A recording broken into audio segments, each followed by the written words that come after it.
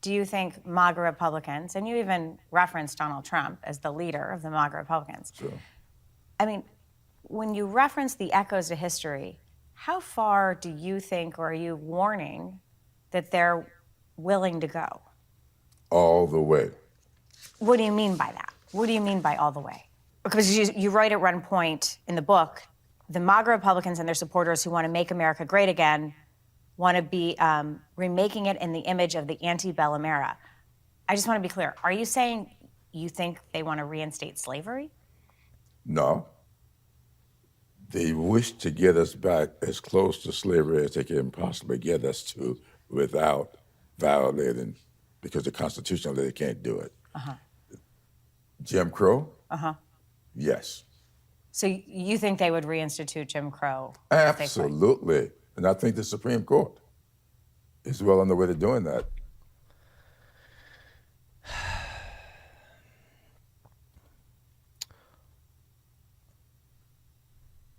That's where the left is, the identitarian left is. We want to get MAGA, Trump supporters, Trump voters, MAGA. It's all rolled into one. Want to get as close to slavery as possible. So does the Supreme Court. Jim Clyburn will do you one better than just focus on Trump. He'll also talk about the court, too.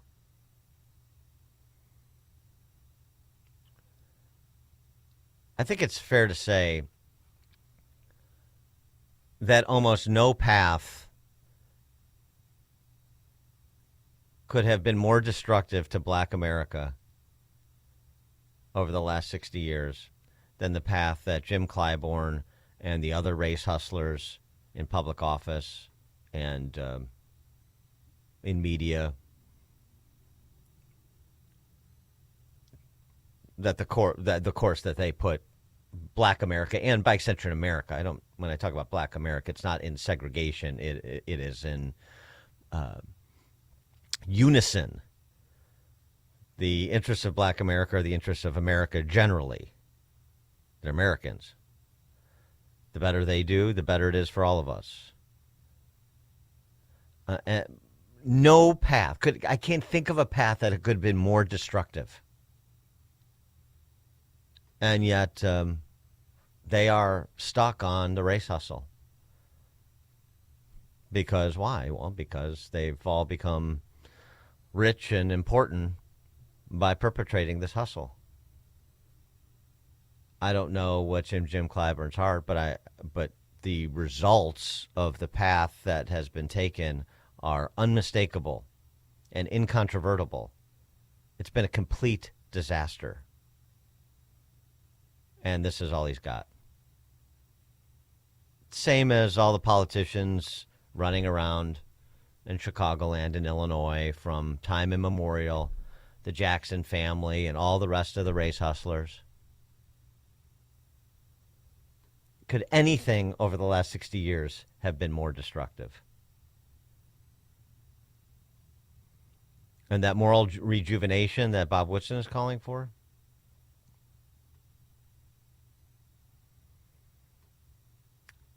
There maybe we see some evidence that there is a desire to think differently and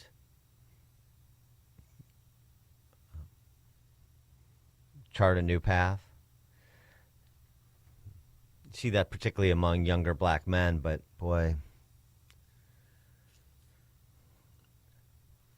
you just don't, it doesn't seem like it has. I mean, it does for people in the know, the Bob Woodsons and the Shelby Steeles and all of those who've been fighting this fight going back to the civil rights era and what should have come after the post-civil rights era. But it just doesn't seem like there is the sense of urgency. And maybe that's just because, the voices of the sensible are the voices of those that want to be self-reflective and self-critical for the purposes of getting better and making the situation better. They get drowned out. They get marginalized. I mean, there's a lot of good things going on, including because of the work of Bob Woodson over the last 60 years. at the community level around the country. It doesn't get the attention because they got to protect the scam. I get it. But if there's not general awareness, and instead some of those incidents that Woodson highlighted, lowlighted, that do garner our attention, that do reinforce the bad, all of the if it bleeds, it leads stories, that's what becomes widely known to the exclusion of other options, then you have people throw up their hands across the board within the community and outside the community. And it becomes self-perpetuating, this death spiral, literally death spiral. So I don't know. I just don't know what it's in. If there's a switch to flip, I'd flip it. Everybody would flip it. Well, everybody on our side. If there was a way to instigate the sense of urgency that's required for a major course correction, for major paradigm shift culturally.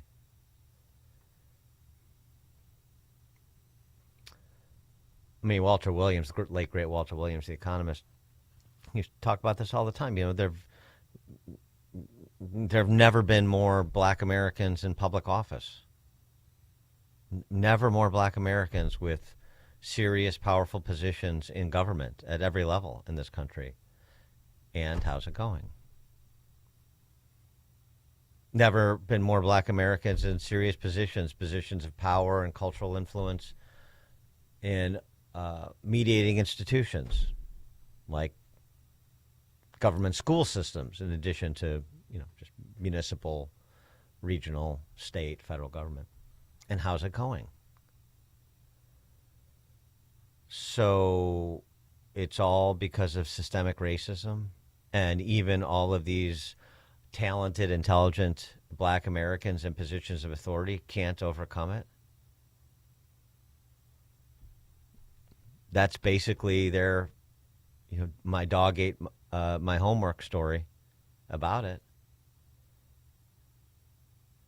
And I guess if you got enough guilty honkies that will go along with it, then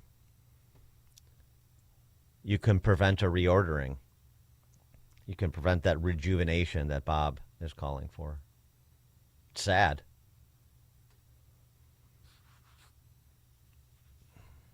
I mean, I don't want to get into, it's like one of these, like, who are the heirs of Martin Luther King and civil disobedience, and his thoughts about, as nicely memorialized in his letter from a Birmingham jail, his thoughts about, honky dilettantes and so forth. But I mean, do you really think if Martin Luther King Jr. was alive today, he'd be looking at what is going on in places like outside of Broadview, the ICE facility in Broadview, or in what was formerly Minneapolis, Minnesota, and endorsing that, participating in that? Do you think he'd have something to say about the quality of education being afforded majorities of minorities in big cities in America, starting with Chicago, which he recognized as the most segregated city in the country back then? If it works in Chicago, it can work anywhere. Most dysfunctional city back then. And de facto segregated. Not de jure, under the law, Jim Crow segregated. You think he'd be looking at all of those who obsess, always carrying on about their racial identity, always carrying on about people of color and BIPOCs and all this identitarian coalition of neo-Marxists, and be endorsing their policy prescriptions and their approach to pursuing them? I have a hard time. I think anyone who's intellectually honest would have a hard time reading the collected works of Martin Luther King Jr. and coming to the conclusion that he would be right there with the ICE agitators blowing whistles and impeding federal law enforcement vehicles and so forth. He'd be right there with Stacey Davis Gates extolling the performance of the Chicago Public Schools and how much everybody cares about children. But I'm just a honky, so what do I know? Mike in Union, you're on Chicago's Morning Answer. Yeah, Dan, I wanted to expound on what you were saying. We're about the same age. Back in the day, you would watch the news and always have a segment on people you'd want to know, people making a difference in the community who would feed off of things like MLK. Now when you have people doing this, they're getting hijacked by the socialists and the teachers union. How dare this person make a difference? We're the only ones that know the best thing to do, in the LGBT community. What about all the positivity that came out of this movement? It's gone. The struggle's never over for them, even though the accomplishments have been made. Now we're just stuck in this failed system that'll never end, it seems. Thanks, Dan. Thanks, Mike.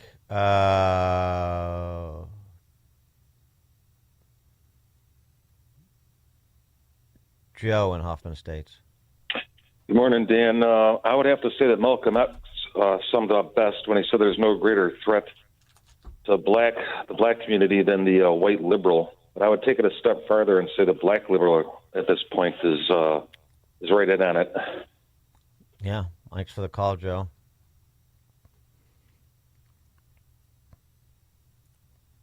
I wonder what Martin Luther King Jr. would think of the antics of, say, Jasmine Crockett.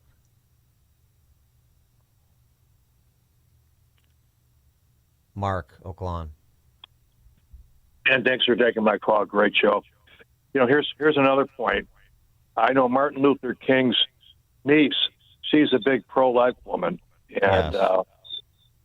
You think about it. I mean, babies that are aborted, you talk about the ultimate racism is that they put all these Planned Parenthood centers in black neighborhoods and all the advertising, trying to kill your baby. And it's genocide, and it's probably, I'm guessing it's not a fact, but I know the percentage of babies that are aborted, the majority of them are black, so that's all I got. Yeah, Alveda King is who you're talking about. That's right, Mark. I mean, there are, wildly successful black entrepreneurs. We've talked to some of them here who will extol the virtues of entrepreneurial capitalism, for example. But certainly they're not dominant. I mean, that's what I say. There are green shoots. There's 40 million black Americans. Of course, there's talented, thoughtful people that see the same things Bob Woodson sees and draw the same conclusions, and have for as long as Bob Woodson and Shelby Steele and John Sibley Butler and so many other, Glenn Lowry, so many other great intellects have drawn. But it just seems to be on the edges. It's not central to what is being conferred in terms of an understanding of what a free society is, what your responsibilities are. And of course, this is not limited to black Americans. This is happening, across the racial spectrum. Thanks in part to the disintegration of our media institutions, starting with government K through 12 school systems. But I mean, it seems to me there is such opportunity for black Americans in particular to fill this void left by Martin Luther King, and talking about a commitment to excellence. You hear it in the context of black athletes, black artists, celebrities, musical artists, and so forth. But you just don't hear it every day in the sense of everyday Americans, everyday black Americans, and all the jobs that they do. It's just like this. You don't hear this as being a driver of cultural understanding of what you are called to do, regardless of your calling in life. I'm talking about, this riff from Martin Luther King's famous street sweeper speech. What I'm saying to you this morning, my friend, even if it falls your lot to be a street sweeper, go on out and sweep streets like Michelangelo painted pictures. Sweep streets like Handel and Beethoven composed music. Sweep streets like Shakespeare wrote poetry. Sweep streets so well that all the hosts of heaven and earth will have to pause and say, here lived a great street sweeper who swept his job well. If you can't be a pine on the top of the hill, be a scrub in the valley, but be the best little scrub on the side of the reel. Be a bush if you can't be a tree. If you can't be a highway, just be a trail. If you can't be the sun, be a star. It isn't by size that you win or you fail. Be the best of whatever you are. He'd I'm sure, be interested to learn that Handel and Beethoven and Shakespeare have largely been drummed out of our colleges and universities, much less government K-12 school systems.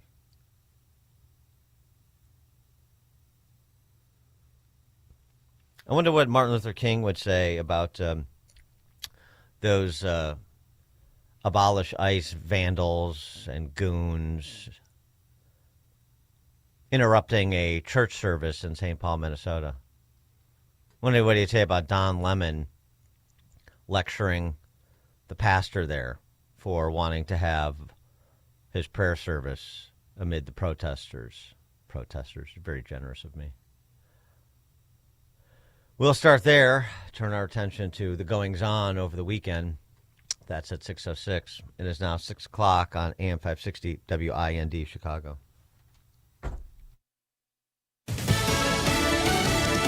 New anti-ICE controversy in Minneapolis.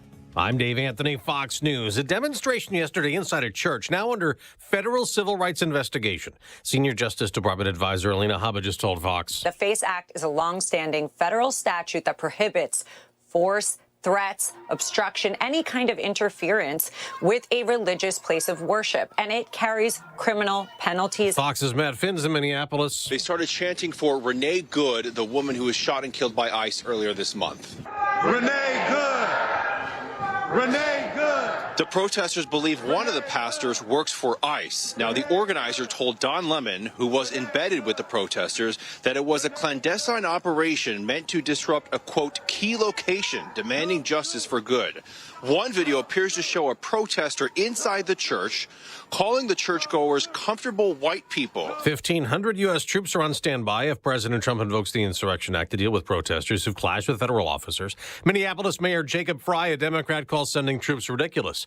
Some European countries have sent soldiers to Greenland opposing President Trump's push to take over the territory that's part of Denmark, prompting the president to threaten tariffs on those NATO allies. Treasury Secretary Scott Bessent tells NBC's Meet the Press. The president believes that enhanced security is not possible without Greenland being part of the U.S. Iran is now admitting as many as 5,000 deaths in a crackdown on anti-regime protests that President Trump threatened to take action to stop. The Ayatollah Khamenei addressed a crowd on Saturday that was chanting death to America and death to Israel as he called President Trump a criminal. The remarks, which were broadcast on state-controlled media, followed a slew of X posts where he falsely claimed the U.S. orchestrated the mass killing and chaos in Iran. In an interview with Politico, President Trump responded, saying it's time to look for new leadership in Iran. That's Fox's Trey Yingst. America's listening to Fox News.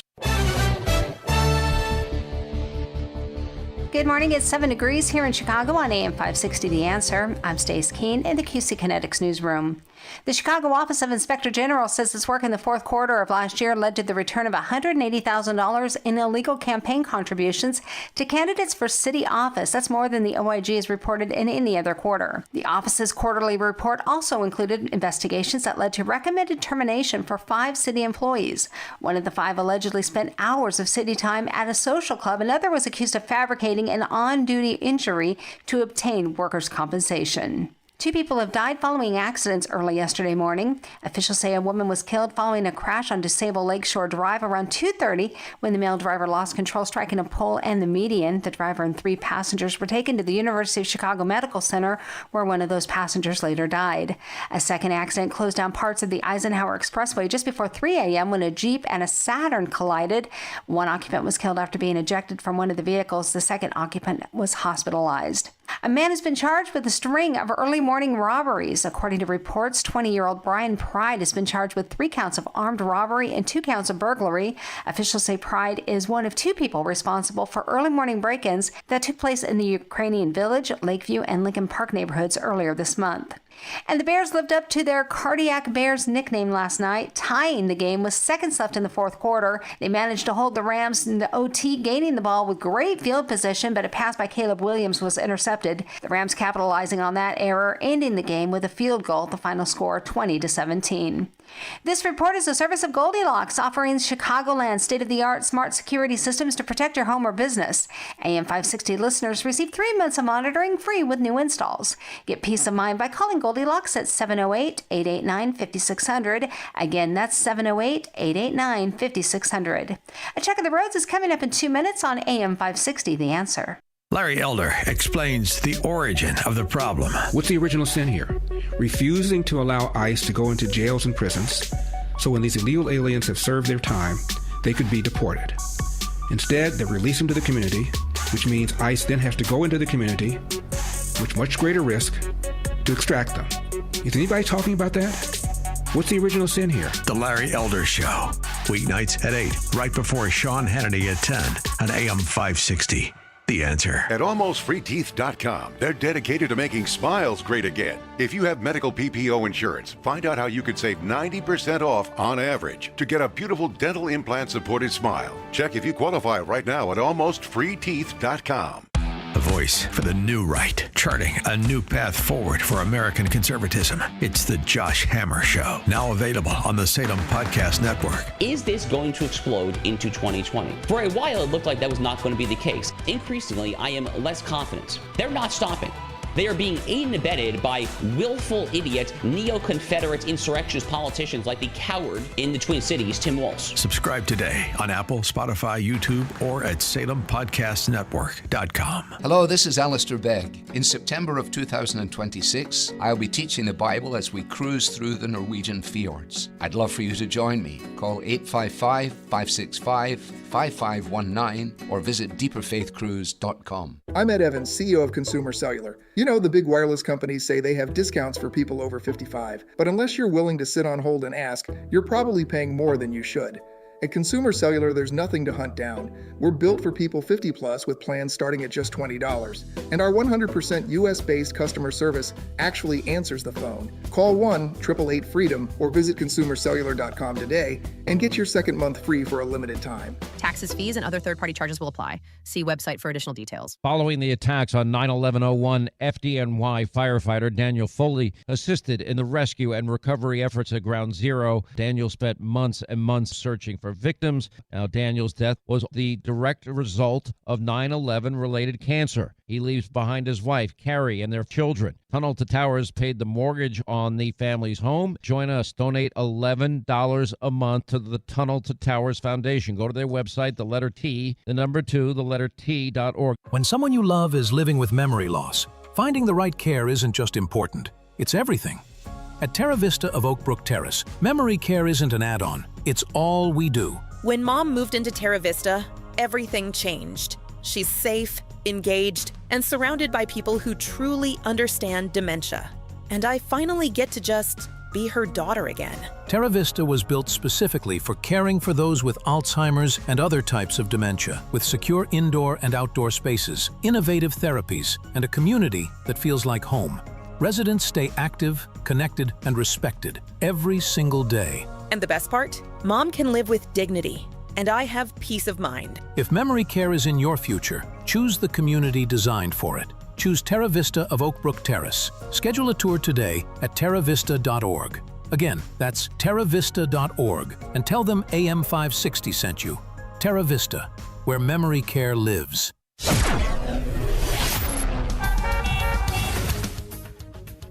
Taking a look at the roads from the Team Hochberg Traffic Center, I'm Sue Aller. Things overall are moving pretty well this morning. On the Eden, it's 15 minutes inbound and outbound between Lake Cook and Montrose. The Kennedy is also light, 9 minutes in both directions from Montrose to the Byrne interchange. But watch out for an accident on the outbound entrance ramp from Kimball Avenue, so that will slow you down getting onto the main roadway. On the Eisenhower, you're at 14 minutes inbound, 15 outbound between Wolf and the old post office, and the left lane is blocked on the outbound side at Biesterfield due to a crash. The Stevenson is 26 minutes in both directions from Veterans Memorial to Lakeshore Drive, and on the Dan Ryan, it's 15 minutes inbound, 12 minutes outbound from 95th to the Byrne interchange. This report is a service of the AM 560 Advantage. Membership has its privileges, including early access to event tickets, exclusive contest opportunities, and special member-only content. Join today at 560theanswer.com/join. Chicago's Morning Answer continues next, but now the latest forecast from the Air Right Heating and Cooling Weather Center. Today will be breezy with occasional sunshine. It will be dangerously cold, so make sure to bundle up. A high will reach 8 degrees. Tonight, expect partly cloudy skies and bitter cold temperatures. The cold air will be life-threatening, so take precautions to protect your skin, exposed pipes, and other cold-sensitive items. The low will drop to 2 degrees. I'm meteorologist Jason Caterina on AM 560, The Answer. Get the latest weather, traffic, and news updates online at 560theanswer.com. This hourly segment is brought to you by The Real Story with Jeannie Ives, powered by Breakthrough Ideas, Sunday evening at 7 on AM 560 The Answer. Now, from the Signature Bank Studios, this is Chicago's Morning Answer with Dan Proft on AM 560 The Answer.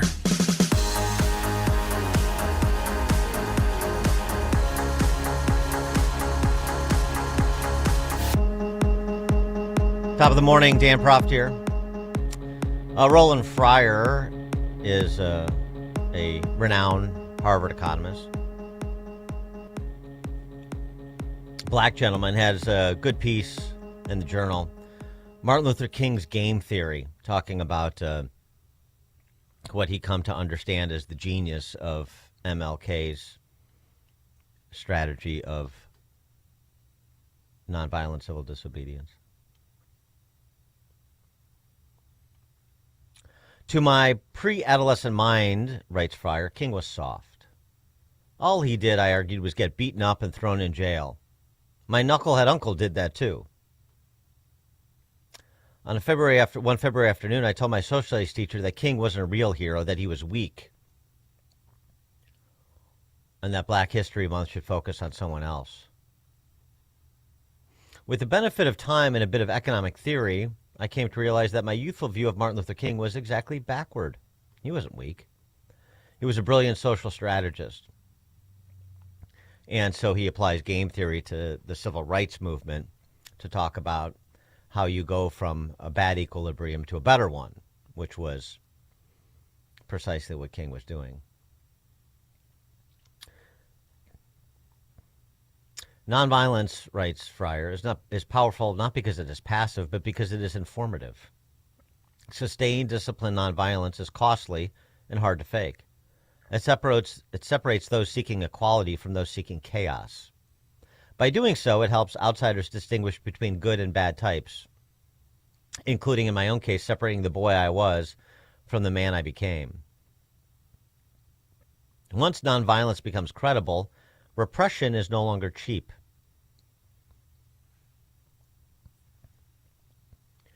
It remains attractive for segregationists, but becomes politically costly for moderates. Reform becomes the best response, and thus the equilibrium shifts. Seen this way, the strategy to achieve civil rights didn't assume everyone was good. It merely recognized that not everyone was bad.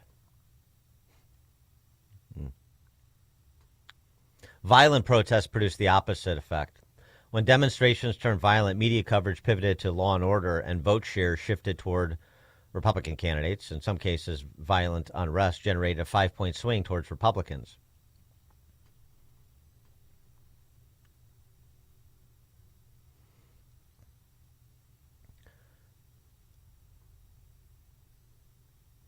None of this implies that anger was illegitimate or grievances unfounded. It's just something more uncomfortable. How protests are conducted determines whether they clarify or ameliorate injustice or obscure and perpetuate it. This also explains King's fierce opposition to riots. He wrote in 1967, a riot is the language of the unheard, but they are socially destructive and self-defeating. Well, it may have been the language of the unheard when it came to black Americans living under Jim Crow. That I'll grant you. What's going on with respect to the rioting, the chaos, the violence directed at federal law enforcement officers and anyone else who doesn't throw in to chase ICE around or impede federal law enforcement operations? That is not the language of the unheard. They've been heard. They live in sanctuary jurisdictions. They have the politicians in their pockets. They have politicians running interference for them. So, I mean, not only is this not comparable to King's approach to shifting the equilibrium, to use Fryer's analysis. What's going on in America's big cities right now, the rioting by these goons and mooks and droogs, vandals, this is 180 degrees from the civil rights movement. For all the invocation of these 60s refugees, thinking they're getting their groove back. The position is not morally righteous, unlike the position of King and the civil rights leaders of that era. And the strategy and the tactics are not morally righteous. They're 180 degrees. Everything about what's happening now, and frankly what happened in the Summer of Love after George Floyd, everything about that is the antithesis of what the civil rights movement was, at least the movement as led by Martin Luther King. Both the theory and the praxis. 312-642-5600 is how you give us a call or a shout. You want to get in on this conversation. And a good illustration of that is what we mentioned last hour. The interrupting of a city's church prayer service in St. Paul. This is how that started. These unhinged, ignorant, hysterical, deranged, vulgar, profane mobsters, vandals, thugs, and cretins that busted into a church and did this. Renee good! Renee good! Renee good! Renee good! Justice for Renee good! Hands up! Don't shoot!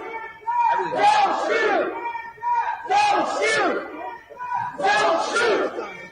Don't shoot! Hands up, don't shoot. What was this? Michael Brown redux? It wasn't just that.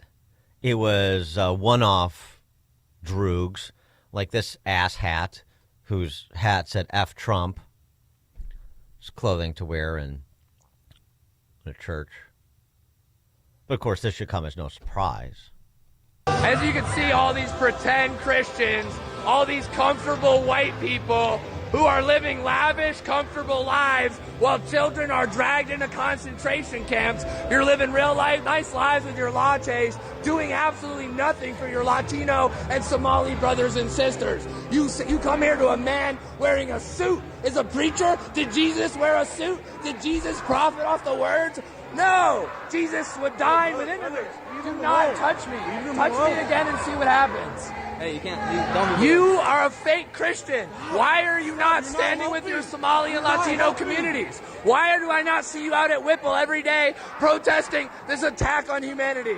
Where are you? You're sinners. You're pretending to be Christians. But we know you live an easy life, don't you? A very easy life while people are starving. Shame. Out now. So, I mean, that's him raving inside the church.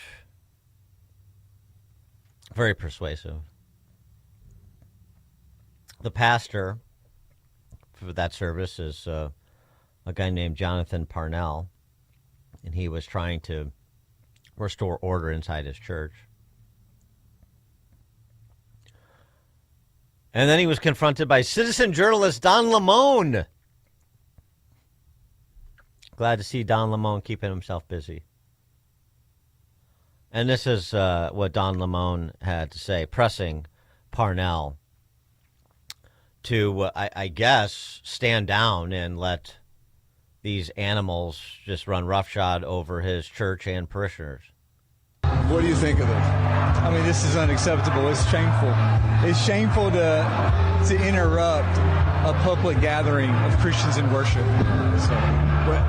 But there were folks who will say, I have to take care of my flock. Okay, but listen, we live there's a constitution in the First Amendment to freedom of speech and freedom to assemble and protest. We're here to worship. We're here to worship Jesus because that's the hope of these cities. That's the hope of the world is Jesus Christ. I want to be very respectful. Please don't push me, though. We're here to worship Jesus. Yes. That's why we're here. Yes. Okay, that's why we're here. Okay. That's what we're about. Don't you think Jesus would be understanding we're about and love these folks? We're about spreading the love of Jesus. But did you try to talk to them as a Christian? No one is willing to talk. Okay. I have to take care of my church and my family, so I asked that you actually would also leave this building. You don't want us to chronicle what happened? Unless you're here to worship. I'm always worship. I'm a Christian. We're here to worship. Yeah. We're here to worship. Okay. Thank you very much. I appreciate it.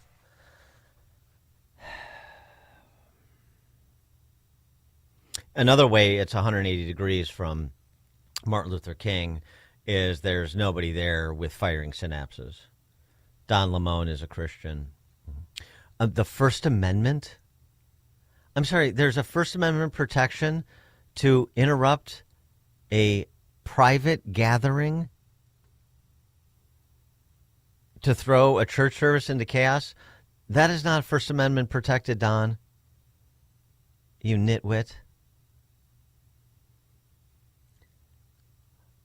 Don't you think Jesus would approve of this? Sure. Yes, of course. Jesus would approve of people coming into a sacred place and disrupting it and excoriating people who are in prayerful reflection with their pastor. Yeah, that's certainly the Jesus model. What you saw in that church. That is well documented, Don. Don's there to make sure that history doesn't forget. No, history won't forget the sort of goons and mooks and mobsters and vandals and thugs that the left has unleashed on the peaceful pluralists among us. I mean, of course, the disruption of this church service should surprise no one. The behavior of these people should surprise no one. I mean, these are godless anarchists, useful idiots for the neo-Marxist revolutionaries. They have respect for institutions, mediating institutions, especially private ones like a church. I mean, maybe if it had been a mosque, a Christian church. 312-642-5600. Call in and text line. David Winnetka, you're on Chicago's Morning Answer. Yeah, and hey, good morning. A couple things. First of all, news. David, you're breaking up. I can't hear you. I'm sorry. Is this any better? Barely. Let's see here. What can I do? Go ahead. Give it a try. Give it a try. Okay, here we go. How's this? Go ahead. Okay, so today is, besides Martin Luther King, Happy Martin Luther King Day, it's also National Thesaurus Day, which I always need to have one on hand when I listen to your show. But so there's a song, there's a Depeche Mode song I was thinking about this morning that I believe should be our our second national anthem, and I'd like to read just the lyrics of it, if it's fitting for today's times. People are people. The lyrics are Depeche Mode. Yes. Are you familiar with that one? I am. Yes, I'm a child of the '80s. I'm familiar with Depeche Mode. Oh, yeah. Okay, so what do we got here? Now you're punching and you're kicking and you're shouting at me. I'm relying on your common decency. So far it hasn't surfaced, but I'm sure it exists. It just takes a while to travel from your head to your fist. I think that's just so fitting for our second national anthem. Yes. How deranged these people are. Thanks for the call, David. Boy, I didn't think we'd get a Depeche Mode invocation here, but okay, I'll take it. Peter, Highland, Indiana. Hi, Dan. I thought about this when Claudette Colvin passed away the other day, and a lot of people don't remember her as the actual woman who stood her ground on the bus. And Rosa Parks, which she's credited with that, was a staged event because Claudette Colvin was a 15-year-old kind of tough girl. They didn't want that to be the face of the movement. But when you're asking about Martin Luther King, what would he do now? Would he agree with what's going on? And I keep thinking, what would Stanley David Levison think? Because he was the guy, most people don't realize, who wrote damn near every memorable word that Martin Luther King is celebrated for, including the I Have a Dream speech. And Stanley David Levison was a white Jewish guy from New York. Yeah. And I never even hear his name mentioned on this day. Yeah, he was a lawyer too, if I remember correctly, and a socialist. He was, yeah. Yeah. And he was not just a speechwriter; he was like a handler. So Martin Luther King. I'm not here to bash heroes. No. I think we should temper our worship a little bit and realize what all went into that movement, because he was in a way kind of performative. He was the face of the movement, certainly. Yes. Yes. Thanks for the call, Peter. I mean, it's a good recollection. Well, and this is the part where you get into the argument about legacy. Who are the heirs of Martin Luther King's peaceful civil disobedience, and and you hear the street sweeper speech, like I played an excerpt of, but by the same token, you had a socialist writing many of his speeches, as was just mentioned. Yeah, I mean, it's complicated, and soaring rhetoric can be that is, not specifically in support or opposition to a particular mode of government or economic system can be, applied by all sides, and it is. But I go back to what was actually done, regardless of all the competing motivations and interests that were aligned or at odds with one another within the civil rights movement. Of course, there were different approaches and different philosophies. Malcolm X is very different than Martin Luther King Jr. And as we were discussing last hour, and then what came after the civil rights movement, where you had I go back, and I'll say their names all the time because they deserve it. The Bob Woodsons and the Shelby Steeles, they charted and were promoting one course, and the Jesse Jacksons and the Al Sharptons and all those who rose to prominence as so-called civil rights leaders were promoting something very different. And it was the latter group that won the day, or at least has won the last 60 years, haven't they? But to what ends? It's been great for them. For most of the 40 million black Americans, 1 in 3 adult black males with a felony conviction.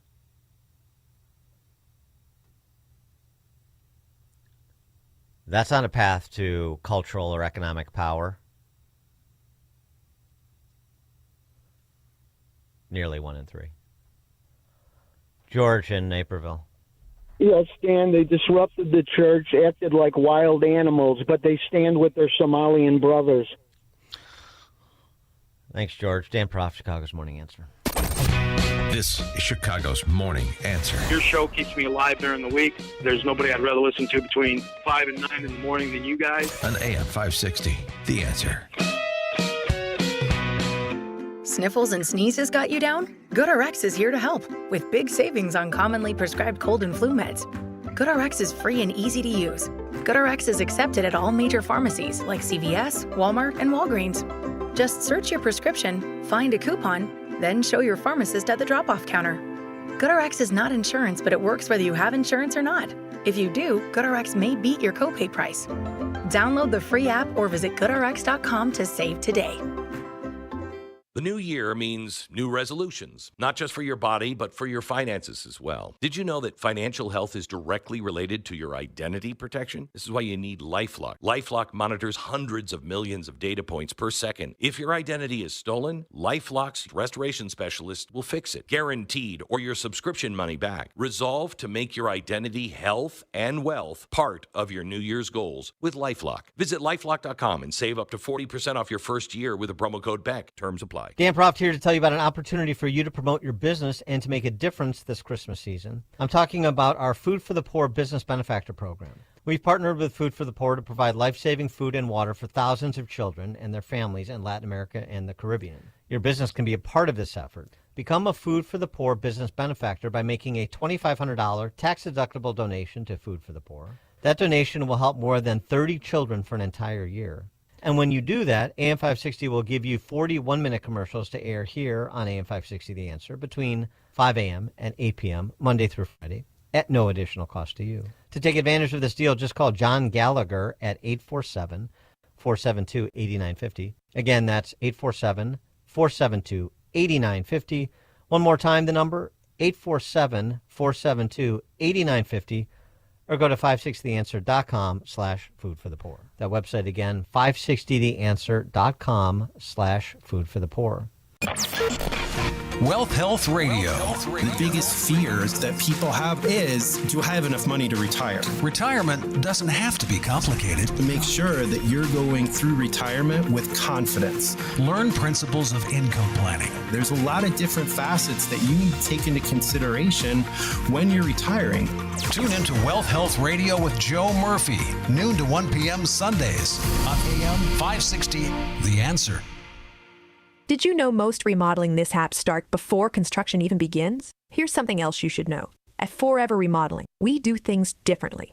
Every kitchen, bathroom, and basement project starts with smart planning, detailed 3D designs, a clear scope of work, and accurate pricing, all sorted out before you get started. No surprises, no stress, just beautiful results. Done right the first time. Visit foreverremodeling.com. That's the number 4, EVER, remodeling.com. And schedule your free in-home consultation today. Well, that was a surprise. The HVAC tech just said our furnace apparently has a cracked heat exchanger, and it'll cost thousands. Oh, you're kidding. He barely looked at it. Now he's pushing a huge repair? What should we do? I don't really trust them. We need a second opinion. My brother Mark recommended Air Right Heating and Cooling. I looked them up, and they seem legit. Great Google reviews. I'm sure they'd give us an honest assessment. He liked that they checked their carbon monoxide readings so he knows the air they're breathing is safe. And I guess it also gave a sense of how much life was left in their furnace. I'd love that peace of mind. Plus, why spend a fortune on something we might not even need? Get a second opinion from Air Right Heating and Cooling. Tell them AM 560 sent you and get $56 off any service. Visit Air Right Heating and Cooling right now at AIR-RITE.com. Again, that's AIR-RITE.com. Air Right Heating and Cooling. Doing it right since 1959. AM 560, The Answer.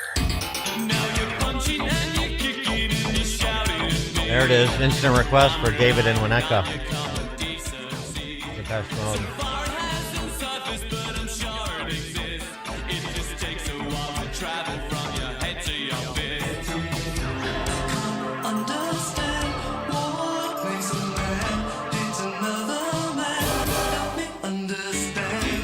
That's a good, maybe get some boom boxes out there from a bygone era and blast those in the direction of these Abolish ICE rioters, including those that assembled in front of the ICE facility in Broadview again over the weekend. Mostly peaceful. Emily Cahill was a counter-protester in support of federal law enforcement, and she'll provide a first-person account of how it was just mostly peaceful in Broadview over the weekend. Emily Cahill joins us for that first-person account, or with that first-person account. 6:36, now we check the headlines. Good morning. It is 7 degrees with a wind chill of -14 here in Chicago on AM 560 The Answer. I'm Stace Keene in the QC Kinetics newsroom. A cold weather advisory is in effect until noon today. Officials advising that you use caution if you have to travel outside, that you wear appropriate clothing and a hat and gloves. Keep pets indoors as much as possible. Of course, today is Martin Luther King Jr. Day, and as such, schools and government offices, banks all closed today, making it a good day to stay inside and stay warm if at all possible. A United Airlines flight from Chicago O'Hare landed safely after suffering a mechanical issue while landing at Orlando International Airport yesterday. According to reports, that flight left Chicago just before 9 o'clock in the morning, landing in Florida just after 12:30. Upon landing, the flight experienced a mechanical issue, causing the plane to block the runway. Passengers were bused to the terminal. There were no injuries reported. And the Chicago Bears season has ended following a field goal in overtime by the Los Angeles Rams. Final score 20-17. This report is a service of the AM 560 mobile app. Listen to AM 560 on your smartphone or mobile device when you download the AM 560 mobile app at 560theanswer.com/mobile. A check of the roads is coming up in 2 minutes on AM 560 The Answer.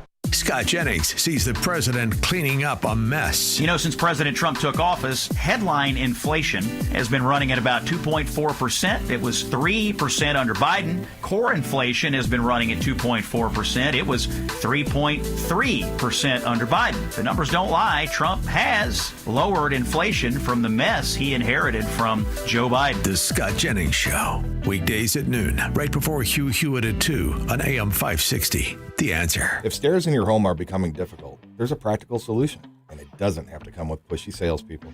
Access provides dependable stair lifts designed to help you stay safely in the home you love. No gimmicks, no overselling, just honest guidance, quality equipment, and professional local installation. We'll explain your options, work within your budget, and let you decide what's right at your pace. For a straightforward, no pressure, free in-home consultation, call 630-616-6249 or visit allaboutaccess.com. For months, you've been hearing ads about Virago Immune Support. I have to tell you, this stuff is for real. I had an occasion to not be feeling well on a remote broadcast. I took it, and it is the real deal. And the stronger your immune system, the stronger your body defends against diseases, viruses, and everything else. That's why Dr. Huber created Virago, a liquid immune booster supplement. You take it daily. It's a blend of 23 nutraceuticals working in synergy to maximize effects and boost your immune system. It's the nutraceutical cocktail for an immune system, antiviral, anti-inflammatory, antioxidant. Virago even protects your heart, your kidneys, your liver, all in a unique liquid supplement for better absorption. Do yourself and your spouse a favor. Order a bottle of Virago today online at myvirago.com. That's myvirago.com. Use coupon code IMMUNE to save 30%. Maha and Virago, making America healthy again. The following is a paid political announcement. This is Kevin Coyne, Chairman of the DuPage County GOP. I am inviting you to our Lincoln Day dinner on Friday, February 27th at Abington Banquets in Glen Ellen. We will feature keynote speaker and national political commentator Tudor Dixon. Enjoy an evening of camaraderie, great food, and Republican unity. Sponsorship packages are available. Purchase tickets today at DuPageGOP.com. Paid for by DuPage County Republican Central Committee. Hi, this is Sean Thompson. The roller coaster.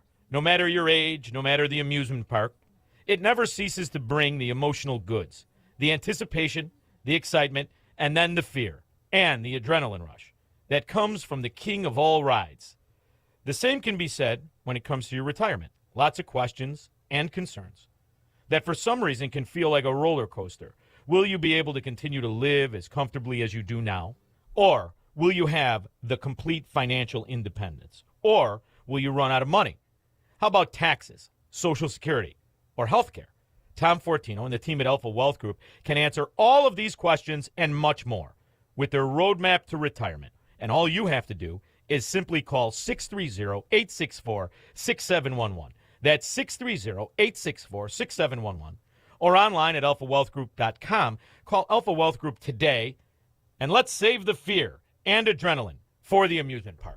Hey, it's Scott Jennings inviting you to join me on the unforgettable Gulf of America cruise happening this November 2026. Imagine it, turquoise waters, white sand, beaches, incredible food, and insightful conversations about the future of our great country. Mike Gallagher and I will dive into the issues shaping America as we cruise through some of the most stunning destinations while honoring the 250th anniversary of our nation. Text cruise to 94878 or visit scottjenningsshow.com and click the cruise banner to sign up today. Start the new year off on a healthier note by taking Active Liver Supplements from New Nordic every day. Available online at Amazon or NewNordicUSA.com or at your local CVS, ShopRite, Meijer Grocery, or Wegmans.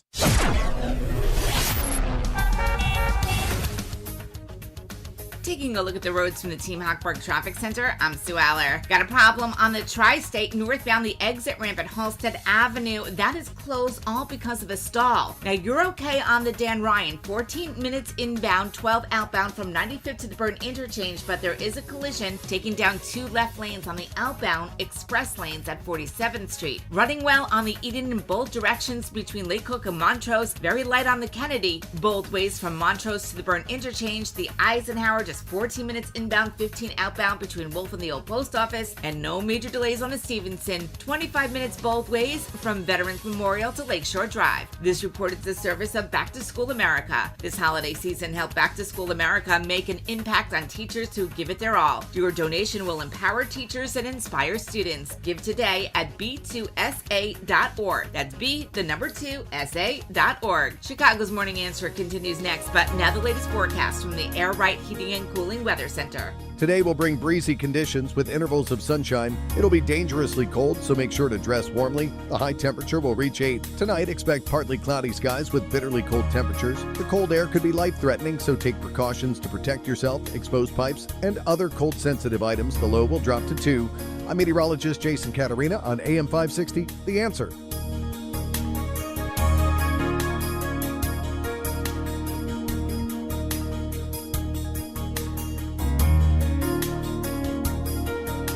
Get the latest weather, traffic, and news updates online at 560theanswer.com.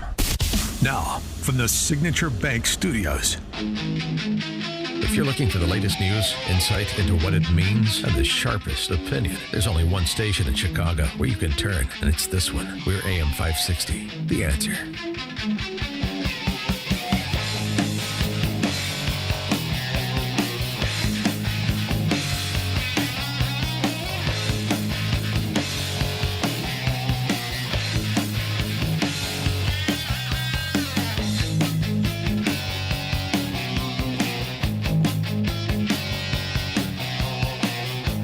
Top of the morning, Dan Proft here.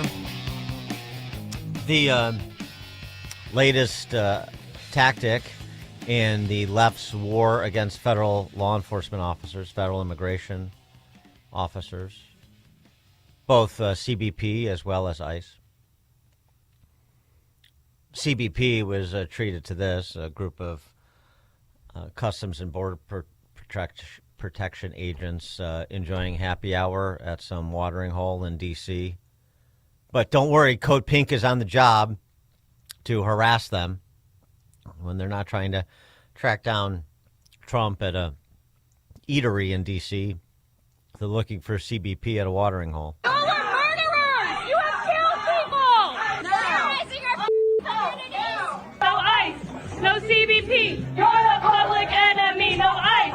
No CBP! You're the public enemy! You're bothering our guests. Like, we're trying to run a business here. We're here in Washington, D.C., where CBP is having a happy hour. Seeking peace. Yes. CBP. Yeah. CBP. We're trying to run a business here. We don't care. We're trying to have a prayer service here. We don't care. Yes. The lovely ladies of Code Pink.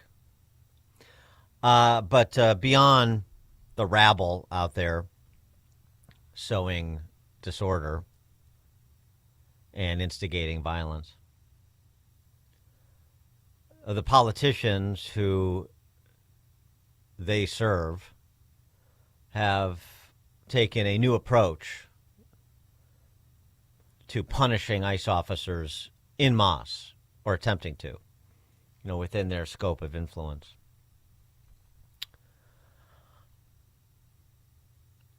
Maryland, a legislator in Maryland, the House of Delegates there, has introduced the following legislation. And you'll hear a comment from a local sheriff there in Maryland. There's, some sane people in Maryland, just like there's some sane people in Illinois. They don't seem to be dominant, but they're there. It's a crazy piece of legislation to even propose such a thing. Democratic Delegate Adrian Buafo of Prince George's County sponsoring the Icebreaker Act of 2026. The bill looks to prevent any ICE agent hired during President Trump's second term from ever being able to become law enforcement in the state of Maryland. How sad can Maryland's legislature, how low can they go? Harford County Sheriff Jeff Gaylor says the bill is not based on anything other than politics. The Trump derangement syndrome would be the basis. Gaylor says the agents are acting under orders, which has nothing to do with their political views. They have a legitimate law enforcement mission to fulfill, and this delegate wants to punish them for taking an oath of office and doing the job they are constitutionally sworn to do. Spokesperson for the National Police Association, Betsy Smith. ICE has been around for 22 years. Mm-hmm. 312-642-5600, if you want to give us a call or shoot us a text. Prohibiting ICE officers from ever serving in state and local law enforcement in Maryland. Oh, you won't be surprised to learn, and in Illinois too. Laura Fine, who is a Leninist from Glenview, she's a state senator. Well done, North Shore. She's also running for Congress to see who replaces Calamity Jan. She introduced legislation that would bar former immigration and customs enforcement agents from working in state and local law enforcement in Illinois. I'm headed to Springfield, and I'm going to talk to my colleagues about my new legislation that bars ICE agents from working for law enforcement at both a local and state level here in Illinois, because enough is enough.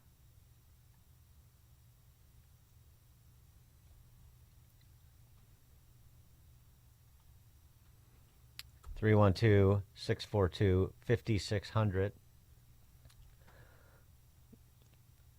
Don't want federal law enforcement winding up serving in state and local law enforcement. That'll fix them good.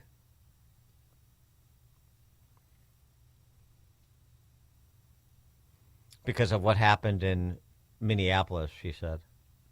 That was a break the glass moment. That's what Laura Fine said. Duly elected state legislator in Illinois. Eric Swalwell, Fang Fang's boyfriend, Mr. Honeypot. Swalwell, he's running for governor in California. He's taking it next step. They're going to lose their immunity. They're not going to be able to drive. I will take your driver's license. Good luck walking to work, ass. Also, I will direct law enforcement to use every power to prosecute them for battery, false imprisonment, and murder. You know me. I'm not shy. Over the last 10 years, I worked on the Russia investigation with Adam Schiff. I helped lead the second impeachment as a manager. I've got the only lawsuit that has survived this new presidency. It's me and the January 6 officers. I'm not naive about who he is. There's only one side of the ball to be on behalf of Californians when it comes to ICE, and it's offense. Yep. So going to take their driver's licenses, going to remove their immunity, going to so you can prosecute them for state-level crimes. Good luck with that. We're going to prohibit them from law enforcement positions at the state and local level, although, if I'm an ICE officer and I'm thinking about maybe a future in local law enforcement, am I really thinking Illinois or Maryland or California? But I digress. So that's the approach. Go right after ICE agents. We're going from demonization to ostracization. Punish them. punish them under color of law. If they've done nothing wrong, so what? They're Nazis. They're disappearing people. They're kidnappers. They've murdered people. Those are the claims that are being made. You really want to throw in with this crew? And if you're a Republican, you're really afraid to stand up in opposition to this gaggle of goons? Well, all the tough talk notwithstanding, ICE Commander Greg Bovino and Kristi Noem backed the play on the Sunday Talkies, says they're not going anywhere, not until the job is done in Mogadishu, Minnesota. We're going to be here till that mission, what you just spoke of, those criminal aliens, those bad people and bad things. When we finish arresting all of them, perhaps our mission will be over here. So months or weeks? What are we thinking? We're making great strides in the amount of individuals that we are arresting. We've got thousands of officers here. We're going to continue to do that. And, weather's a little difficult here, but other than that, we're making great strides. And, it'll be done when it's done, but we're here to accomplish that. Yeah, it'd be done. I like that. There was a little bit of the agony and the ecstasy there. It'll be done when it's done. It reminded me of, Charlton Heston as Michelangelo and Rex Harrison as Pope Julius II, the agony and the ecstasy, when Pope Julius II keeps asking Charlton Heston, when will the Sistine Chapel ceiling be completed? And Heston keeps saying, it'll be finished when I finish. It'll be done when I'm done, says Greg Bovino. Noem, going back and forth with Maggie Brennan on Face the Nation, arguing about the percentages here, percentages of people with a criminal conviction or criminal charges pending against them picked up by ICE versus those who are just here illegally. This is actually sort of illustrative, because Margaret Brennan thinks this is some sort of gotcha moment. Take a listen. But 70% of them have committed or have charges against them on violent crimes and crimes that they are charged with or have been convicted of that have come from other countries that are here illegally, first of all, and then they have committed a criminal act while they've been here or in their home countries as well. It's not 70%. Yes, it is. It absolutely is. 70% of everyone you guys have keep detained changing your percentage. You pick and choose what numbers you think work, but that is the facts, is that 70% of the people that we have detained have charges against them or have been convicted of charges, and they need to be brought to justice. And we're going to keep doing that no matter how much you guys keep lying and don't tell the public the truth. It absolutely is that these law enforcement officers are out there every day doing the work to protect the American people, and they will keep doing that because they believe in enforcing the law, which is exactly what President Trump has charged them with.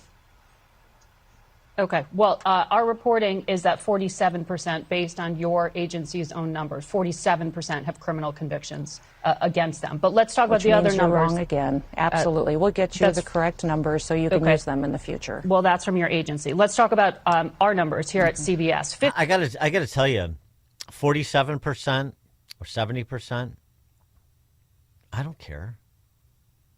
What's the difference? And don't tell me 23 percentage points. 47. So CBS is stipulating that at least 47% of those apprehended by ICE have criminal convictions in addition to being in this country illegally, separate and distinct from being in this country illegally, which is also a crime. 47% of, depending on whose numbers you believe, somewhere between 300,000 and 600,000 people. So between 150 and 300,000 people have been apprehended by ICE that have criminal convictions and are in this country illegally. That deserves a thank you and a congratulations for a job well done in real time as you're still doing it.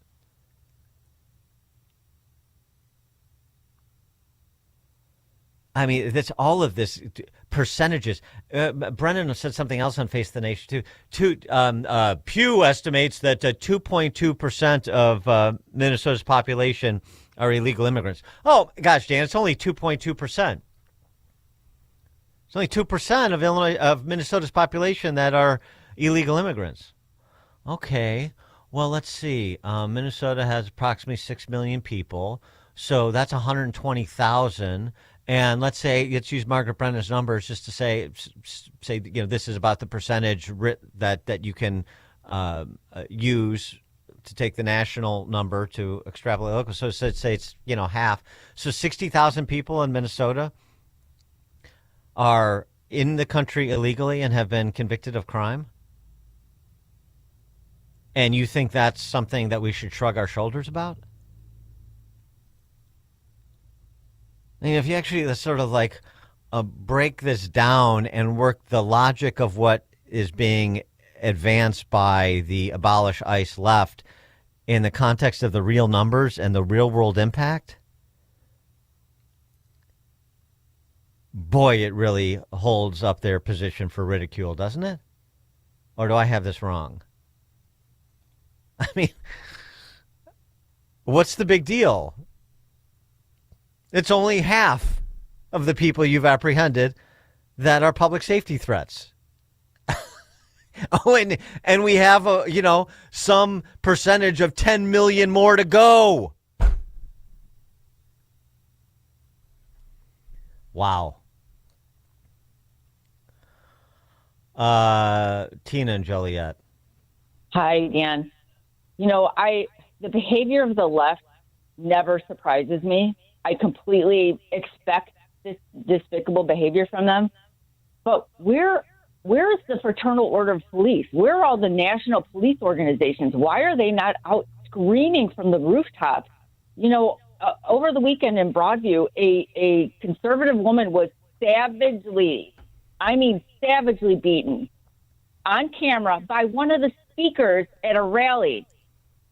And the police did absolutely nothing. You know what they did? They walked her to her car after the beating.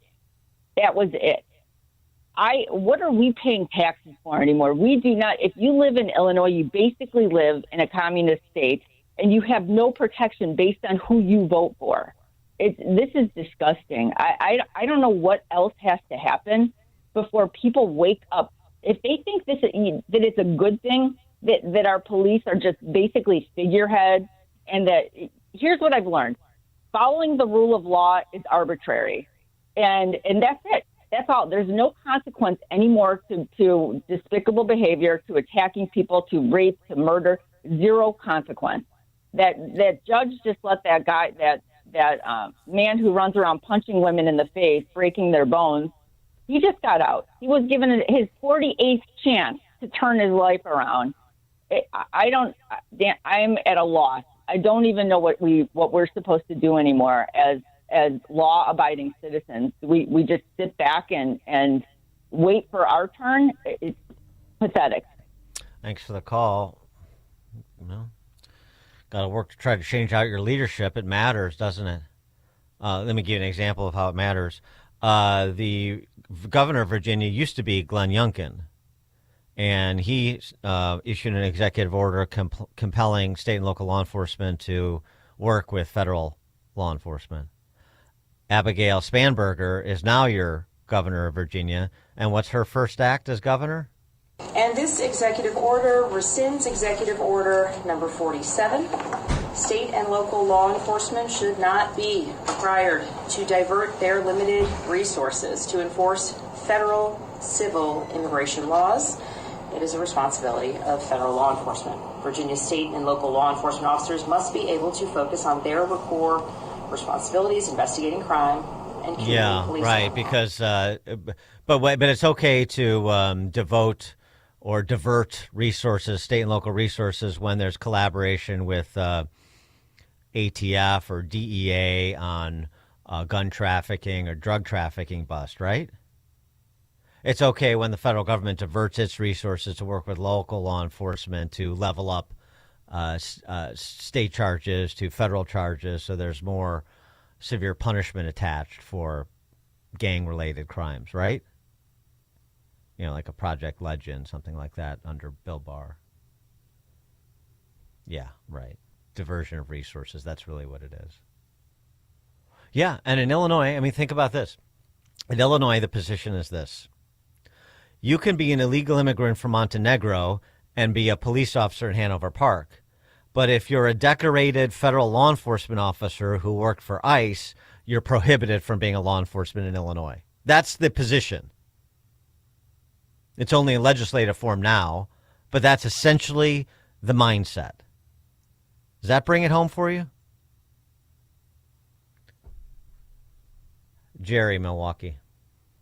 Yeah, good morning, Dan. I just wish these legislators would adhere to their oath of office as strongly as the ICE agents do.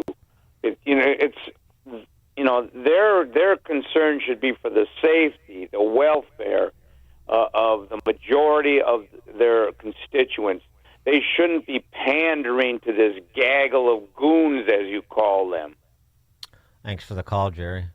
Yeah, the great work that all of these ICE interrupters are doing. Reporting. We're here to arrest a child sex offender. And you guys are out here honking. No, we're pressed. We're not That pressed. vehicle right there is honking and impeding our investigations while we're trying to arrest a child sex offender. That's who you guys are protecting. Insane. That was an ICE officer commenting on all those quote-unquote whistleblowers. They're out there tracking ICE and alerting 47%, 70% of people they're trying to apprehend for being in this country illegally and public safety threats. And, of course, the collateral arrests, people not on the list but also discovered to be illegal, discovered in execution of their duties, looking for people that are on the list that are public safety threats. That all happens because these sanctuary politicians have forced all the action into the neighborhoods and on the streets rather than in the jails.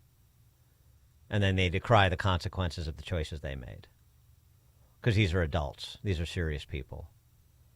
The great vanguard of our democracy. Good grief. It's now 7 o'clock on AM 560 WIND Chicago.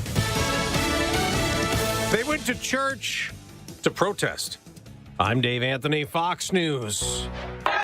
The protesters in an anti-ICE demonstration caught on video chanting Renee Good's name, the woman who was shot in a confrontation with an immigration agent. They were inside a St. Paul, Minnesota church where they say one of the pastors has ties to ICE. That protest is now under federal investigation. Senior Justice Department advisor Alina Habba tells Fox. Our Civil Rights Division will come down hard on anybody who tries to impede or intimidate somebody in a place of worship. 1,500 U.S. troops are on standby after President Trump threatened to invoke the Insurrection Act to deal with the protesters clashing with federal officers. But Minneapolis Mayor Jacob Fry, a Democrat, tells CNN State of the Union. This is, it's ridiculous, but we will not be intimidated by the actions of this federal government. The president's also continuing his push to take control of Greenland, a territory of Denmark, threatening tariffs on some European allies who oppose it. The president saying on Truth Social, we have subsidized Denmark and all of the countries of the European Union for many years by not charging them tariffs. It is time for Denmark to give back. World peace is at stake. China and Russia want Greenland, and there is nothing that Denmark can do about it. The tariffs on Denmark, Norway, Sweden, France, Germany, the UK, Netherlands, and Finland are set to kick in on February 1st. That's Fox's Madeleine Rivera at the White House. British Prime Minister Keir Starmer says the tariffs are wrong. France's president says Europeans may retaliate. At least 39 people are dead in Spain after a high-speed train derailed and collided with a passenger train going the other way. Some bodies found hundreds of feet away. One passenger said the impact felt like an earthquake. Dozens remain in the hospital. The cause may not be known for weeks because Transport Minister Oscar Puente says experts are extremely baffled. The train was less than 4 years old and the track newly renovated. That's Jonathan Savage. America's listening to Fox News. Good morning. It is 4 degrees, but feels like negative 18 here in Chicago on AM 560 The Answer. I'm Stace Keene in the QC Kinetics newsroom. A Chicago Department of Streets and Sanitation employee is accused of using his position as a city tow truck driver to help thieves steal multiple vehicles. 43-year-old Henry Solomon Jr. is charged with vehicle theft conspiracy, official misconduct, and theft. CWB Chicago reports that prosecutors did not seek to detain Solomon, who's scheduled to appear in court in March. Chicago police say a man has died after being dropped off at Holy Cross Hospital on Sunday morning with a gunshot wound to the back of his head. Officials say the man was in a black SUV when he was dropped off at the hospital around 4 a.m. No information is known about the circumstances surrounding the shooting or who dropped the man off. A driver has died after he crashed his vehicle into several houses early yesterday morning. According to reports, an 18-year-old man was driving a white Jeep Cherokee in the 6600 block of South Wabash Avenue when he lost control and crashed into the homes. 2 other passengers in the vehicle also suffered injuries, including a 14-year-old boy who was transported to Commerce Children's Hospital in critical condition. A firefighter suffered minor injuries following a fire that damaged the Riverside Bake Shop in McHenry yesterday. According to reports, a retired firefighter driving past the building noticed the blaze and assisted workers out of the burning building. An adjacent insurance agency and pet store also suffered damage in the blaze. And Chicago Mayor Brandon Johnson will be sending a Bear Down-themed Eli's cheesecake to Los Angeles Mayor Karen Bass after the Bears' 20-17 loss to the Rams yesterday. The 2 city mayors made the friendly food wager ahead of last night's playoff game. Had the Bears won, Los Angeles Mayor Karen Bass would have sent taquitos to Johnson. This report is a service of the daily podcasts of Chicago's Morning Answer and The Sean Thompson Show. Hear both shows with limited commercials when you subscribe for free to the daily podcast at 560theanswer.com/podcast. A check of the roads is coming up in 2 minutes on AM 560 The Answer. Hugh Hewitt explains the protest in Iran. The regime has banked its money abroad so that it can get to its money even if the regime collapses, and they've been doing that for decades. But in Iran, there is no money that has any value. That's never happened before. The rial has gone to zero, got no value whatsoever. I don't know how people live. I don't know how you keep them out of the streets. The Hugh Hewitt Show. Afternoons at 2, right before Sean Thompson at 4 on AM 560. The Answer. Mike Lindell has a passion to help people get the best sleep of their life. He started by creating the best pillow ever, and right now he is passing the best prices to you when you use promo code LIBERTY. They want to thank you for your continued support by passing on some Christmas specials to our listeners. Get wholesale pricing on the classic My Pillows for $17.98. Transform any mattress with a My Mattress topper and save up to $100. Get a set of Giza sheets for as low as $29.98 or the 6-pack towel set for only $39.98. To get the best specials ever, go to MyPillow.com and use promo code LIBERTY or call 800-489-0201 and use promo code LIBERTY. These offers won't last long, so call 800-489-0201 or go to MyPillow.com and use promo code LIBERTY. Rest easy remembering that MyPillow products come with a 10-year warranty. Call today, 800-489-0201, promo code LIBERTY. I'm Ed Evans, CEO of Consumer Cellular. You know, the big wireless companies say they have discounts for people over 55, but unless you're willing to sit on hold and ask, you're probably paying more than you should. At Consumer Cellular, there's nothing to hunt down. We're built for people 50 plus with plans starting at just $20. And our 100% US-based customer service actually answers the phone. Call 1-888-FREEDOM or visit consumercellular.com today and get your second month free for a limited time. Taxes, fees, and other third-party charges will apply. See website for additional details. The Tunnel to Towers Foundation honors America's heroes and their families, heroes like Scott Abrams. Now, for more than 3 decades, Scott served his community and country while he was on his NYPD motorcycle escorting a funeral procession. Scott was hit by a bus, leaving him partially paralyzed. Tunnel to Towers was able to honor Scott with a mortgage-free smart home. Please join us supporting the Tunnel to Towers Foundation. If you can donate $11 a month, go to their website, the letter T, the number 2, the letter T.org. You know what really keeps me up at night? It's the criminals feel more and more bold. They have no fear of any consequences because there are none. So I did what anyone with a family should do. I called Goldilocks. They're not just some cookie-cutter security company. Goldilocks has been protecting Chicagoland homes and businesses for 4 decades, 40 years. And they actually listen. Their technician comes out to the house. He takes a look at what you need to make your house a smart home with a security system you can monitor from anywhere. It's built specifically for me and my family. Motion sensors, smart locks, cameras, monitoring, all customized. I don't trust anybody in Illinois to protect my family. I do it, and I did it by calling Goldilocks. I trust Goldilocks to keep my house, my property, and my family safe. Tell them Sean Thompson sent you, and Goldilocks will include 3 months free monitoring with any new installation. Call Goldilocks at 708-899-5600. That's 708-899-5600. Or visit them online at GoldilocksInc.com.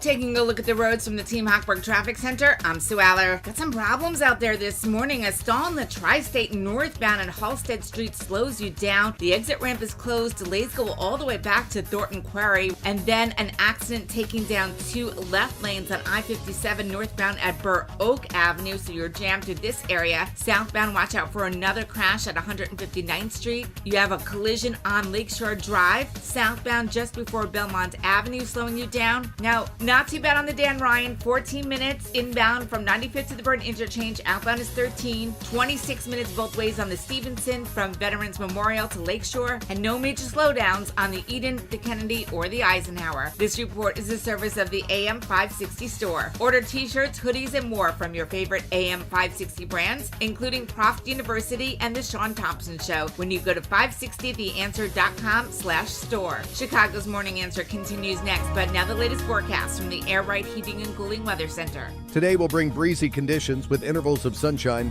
It'll be dangerously cold, so make sure to dress warmly. The high temperature will reach 8. Tonight, expect partly cloudy skies with bitterly cold temperatures. The cold air could be life-threatening, so take precautions to protect yourself, exposed pipes, and other cold-sensitive items. The low will drop to 2. I'm meteorologist Jason Catarina on AM 560, The Answer. Get the latest weather, traffic, and news updates online at 560theanswer.com. Now, from the Signature Bank Studios, this is Chicago's Morning Answer with Dan Proft on AM 560, The Answer.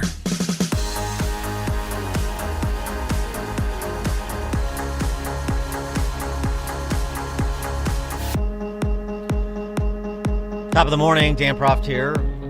U.S. Ambassador to the UN, Mike Walls, on Fox News Sunday with Shannon Bream, talking about the prospect of acquiring Greenland. That is still something the president has suggested he wants to do, and it's escalating now that he has talked about imposing a 10% tariff on our erstwhile European allies who oppose the acquisition of Greenland. Mike Walls explaining that this is both a look back and a look forward, this desire to acquire. It's looking forward in the future threats that we do see rising, both from all of our adversaries, but also it's about looking back. This area, this region was completely ignored by both NATO and Denmark, who is a great ally otherwise, but just doesn't have the resources or the capacity to do what needs to be done in the northern region. And to the to the Democrats who say, well, they're giving you full access. Look, everybody knows that if you are renting a place or a home, you treat it differently than if you own it. Yeah. And from a standpoint of international law, President Trump is trying to make a deal, as President Truman tried to do in the 40s, as we did with the Virgin Islands, which we purchased from Denmark for $25 million in the 20th century. So there's nothing wrong with that, and he's doing what needs to be done. Yeah, that was in 1917. We picked up the Virgin Islands for a song.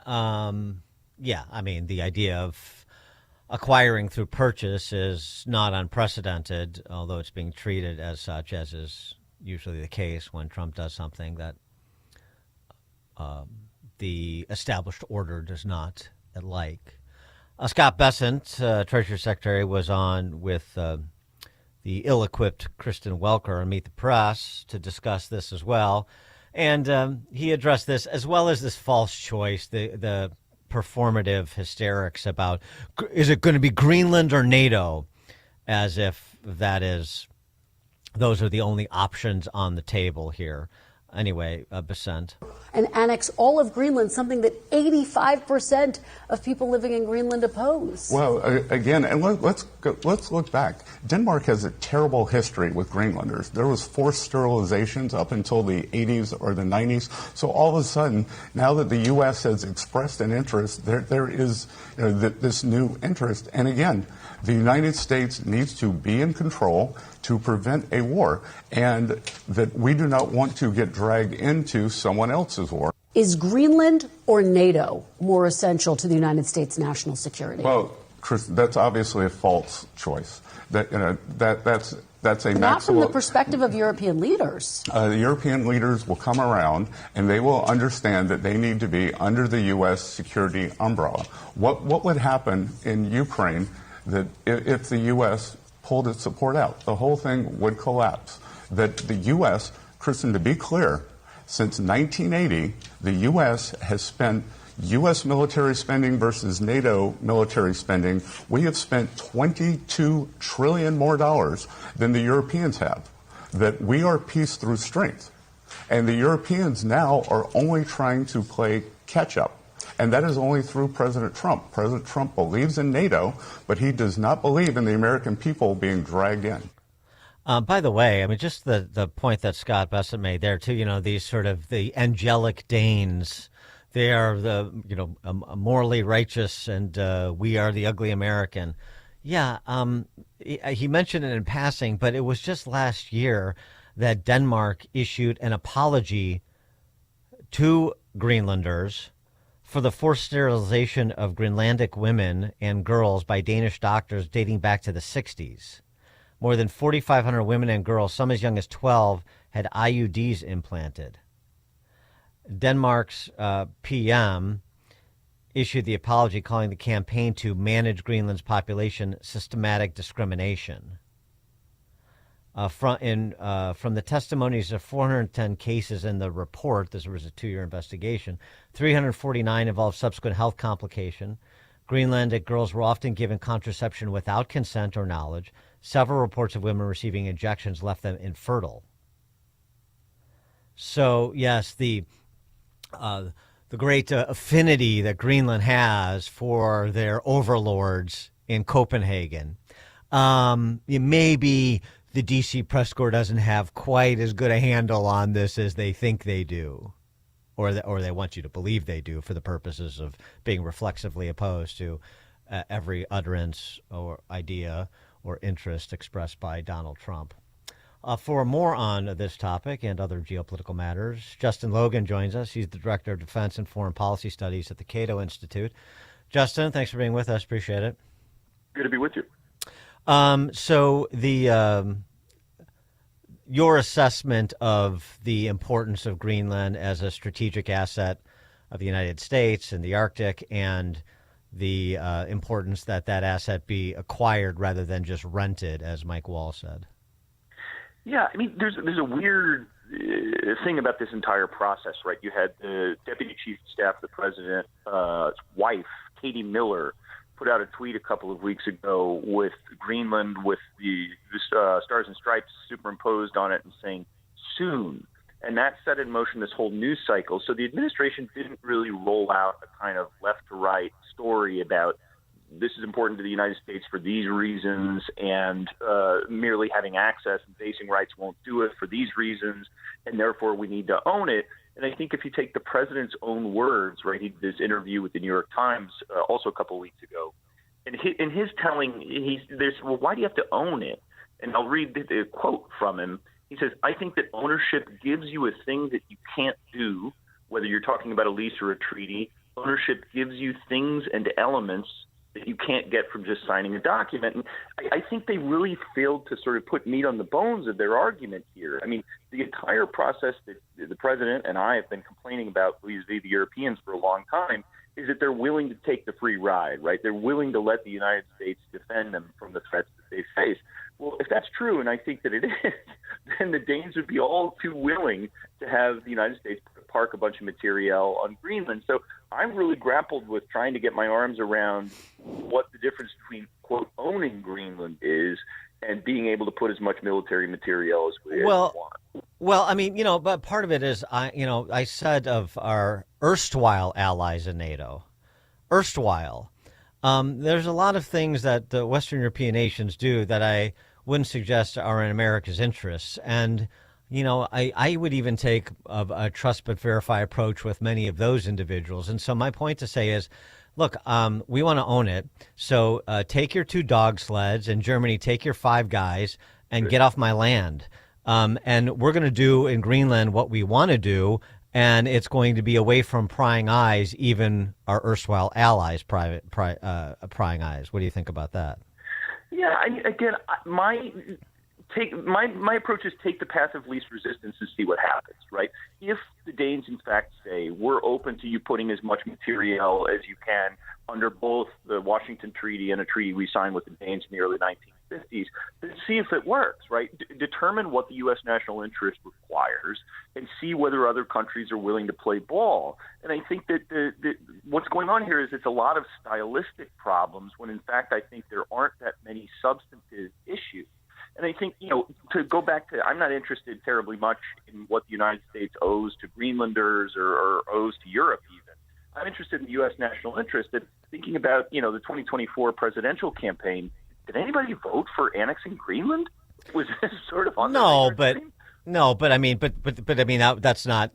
I meing, that's not going to be something that you run a presidential campaign on. Or you run a presidential campaign talking very much about. I mean, he didn't run on extraditing Nicolas Maduro either. But things come up, or things are leveled up that you think you can get done without too much acrimony and to insert in service of our interests. I mean, so the kind of like, this is what I voted for, this is what I didn't vote for. I mean, how deep do you want to go down the laundry list of promises when it comes to what I did and didn't vote for? Yeah, I don't know. Territorial expansion, I think, is kind of a big deal. And if you look at what the administration has said, again, I think they've really failed to make the case about what distinguishes having basing rights, having access, being able to help the Europeans defend themselves on the American dime, and owning it. I think, to be cynical here, if you'll allow me, I think the administration thinks that territorial expansion, that making Greenland part of the United States, is a legacy item. I think they have a kind of Rushmore syndrome, and they think that territorial expansion is cool. And again, we can debate that. We can debate whether, in fact, that's the best use of the American diplomatic medal. But I just, the policy arguments that they have laid out have failed to satisfy me thus far. Well, I mean, it's not just, policy arguments from quote unquote laymen. I mean, we've also heard from military brass and talking about the strategic importance of Greenland vis-a-vis China and Russia, particularly China, with an eye, and you heard Mike Walls mention as well, but with an eye towards the future. So, I mean, it is the strategic value of that vis-a-vis our adversaries in the other hemisphere has been addressed. Yeah, I mean, if you look at China, for example, that's the big worry, or should be, in my view. China has a base in Djibouti in East Africa, and it really has very little access to the Arctic. So if the Chinese, for some wild and crazy reason, decided that they want to be dominant in the Arctic, there are so-called sea lines of communication, right? Their ability to get to and fro the Arctic would be completely vulnerable to the American military. They're talking about thousands of miles of lines of communication. So I think there's very little reason to believe that they're going to go for that, because it's kind of a kooky idea. And if they did engage in that kooky idea, we should be kind of enthusiastic about it, because they'd be making themselves supremely vulnerable to the U.S. Navy. Yeah, but the other thing, too, is, I mean, this is all, these are always multivariate equations, right? And so the other thing is, we've seen from Mark Carney, the Canadian PM, during his candidacy for PM, he talked about China being the greatest threat facing Canadians. And then last week, he talked about how he has, the historic visit to Beijing, and he now thinks that Canada and China's interests are aligned in a way that they've never been before. That's a pretty quick 180. Yeah, there are a lot of actors playing with fire here, right? Trump tends to set people into, apoplexy with his every utterance. And so I think you've seen this, as you put it, 180 or kind of reversal take place, at least rhetorically. But I think a lot of actors, when they square up to the problem of what is it like if we have closer relations with China, they realize that it's not an equal relationship, right? They're very much the junior partner of the relationship. And you've seen that vis-a-vis Russia, right? Everybody talks about the Russia-China relationship. Russia is the junior partner in that relationship and has to take the deals that China offers. And so I think the Canadians can talk this way if they want to, but when they square up to what it's actually going to mean in practice, it doesn't look so appetizing. Well, and just the other thing, too, I mean, about, EU chief Ursula von der Leyen, who is, ripped from the pages of a Kurt Vonnegut novel. We stand firm in our commitment to uphold the sovereignty of Greenland and the Kingdom of Denmark. We will always protect our strategic, economic, and security interests. Well, that's a nice press release. What does that mean? But and I think it's not worth the energy that was expended to post that on X. But I'm just saying it still is going to be received by the White House as a middling, if not antagonistic, posture from the EU. Yeah, for sure. I mean, again, I think we're in the realm of style and, sort of mudslinging rather than substance. But the American position has been, we want to own, right? We don't want to talk about what material we can put there. We don't want to talk about mining rights. We don't want to talk about anything. We want to talk about owning it. And so, that is antithetical to the Europeans' diplomatic style, to put it gently. So I think that, again, if we're down to the question to, get into a fight with the Europeans about. Moving over to Iran, it was reported last week that Trump was open to a strike, targeted strike there. But I guess, and this is just the reporting, so I'm not taking this as gospel, but the belief was that the strike initiated would not had a small likelihood of resulting in advancing the notion of a regime change there, of taking out the current leadership. And so he demurred for now. But now we're getting, but he's drawn red lines, and we're getting more information out that the massacre of protesters could be, north of 15,000 people. And we have Iran trying to go full Kim Jong-un, apparently, and permanently sever itself from the global internet, have a sealed intranet. The question, I suppose, is, does it behoove America to allow Iran to become more and more insular and really, lock itself down the way North Korea has from the rest of the world? Or do we have an interest and maybe a commitment that was made to try to help those protesters advance the flag for deposing the Ayatollah? Yeah, I mean, I would distinguish between trying to pry open the Iranian communications networks and, for example, bombing their country. I think that the former can be done at a very low cost. And there was even some scuttlebutt in Washington last week about the ability to take down Iranian government computers. So I would view that as in a different category than, again, bombing the country. I think the administration, or at least the intelligence community, came to the conclusion that it wouldn't necessarily produce regime change. But for me, the broader question there, and this isn't the intelligence community's job, is to say, should we be getting more deeply involved in the Middle East again? Right? If it were likely to produce regime change in Iran, we would be left holding the bag. The question would be, what's going to come next? You have chaos in a country of 85 or so million people. What does that mean for the United States? And so I think asking those questions before you jump into these things is the sort of essence of conservatism in its best sense. The Gaza Board of Peace, that's, I guess, going to be headed up by Steve Witkoff. And there's already clashes, between the Israelis and the U.S. because the Israelis are perhaps a little bit more skeptical of Erdogan in Turkey and the royals in Qatar than the Trump administration is. And how is that taking shape, if it's taking shape at all, other than in sort of concept? Yeah, well, how much cynicism do you have on hand, right? I think that everybody here, too much. Everybody here has skin in the game in some form or other, and you saw it with respect, as you mentioned, to the appointment of Erdogan to the Board of Peace, which sent Benjamin Netanyahu into apoplexy. I think that no matter how many of the best business and other minds you get together, there's a fundamental problem here, which is that, the Israelis set out on October 8th of 2023 with the plan of completely destroying Hamas and, getting the hostages freed. And the vast bulk of those hostages, of course, were released after President Trump came into office. But the question is, how do you, if at all, get rid of Hamas entirely? And that has proved elusive.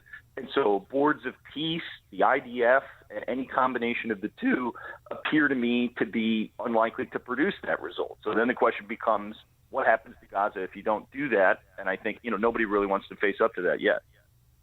Justin Logan, Director of Defense and Foreign Policy Studies at the Cato Institute. Justin, thanks for joining us as always. Appreciate it. Thanks, Dan. Dan Proft, Chicago's Morning Answer. Before you see it on TV, share it on Facebook, or read about it in the paper. Hear it here first. This is Chicago's Morning Answer on AM 560. The Answer. Listen carefully. This isn't noise. It's not hype. Silver is moving. And when silver moves, it moves quickly and without warning. Smart investors already know this. Most people don't until it's too late. Call Advantage Gold at 800-900-8000 to get your free gold and silver rollover kit, a $49 value just for calling. History is clear. When the gold to silver ratio tightens, silver doesn't creep higher, it explodes, often outperforming gold by multiples. Right now, most Americans remain dramatically underallocated to precious metals, even as central banks around the world are aggressively increasing their gold reserves. History shows precious metals have performed best when interest rates move lower while inflation stays above target. You don't need perfect timing. You need to be in position before the move finishes. Call 800-900-8000 now. Find out about a tax and penalty-free rollover in 2026. Consult your financial advisor before investing. Call 800-900-8000 now. That's 800-900-8000.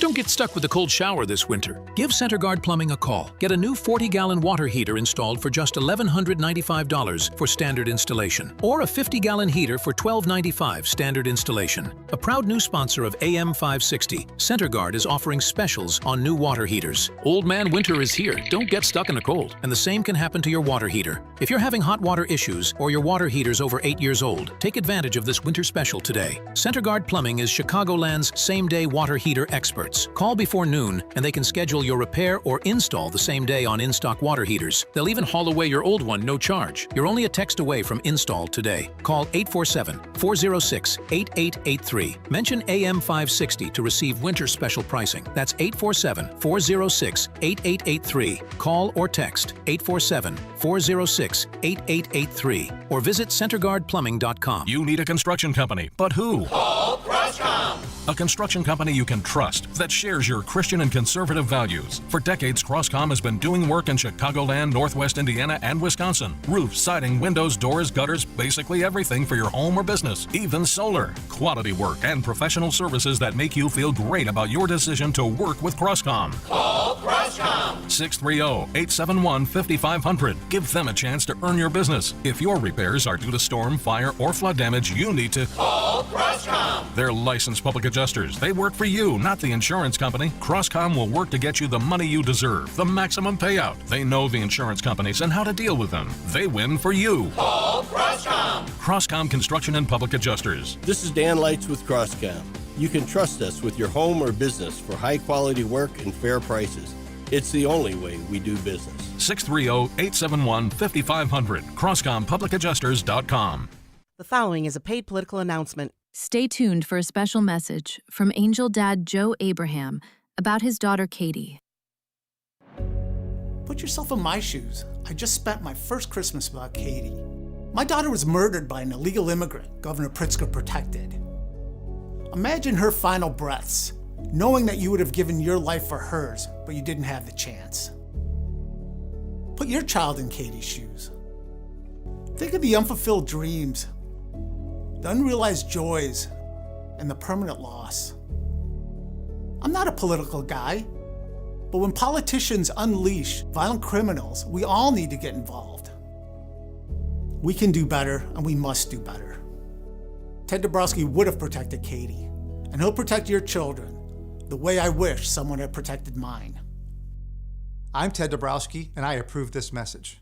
AM 560, The Answer.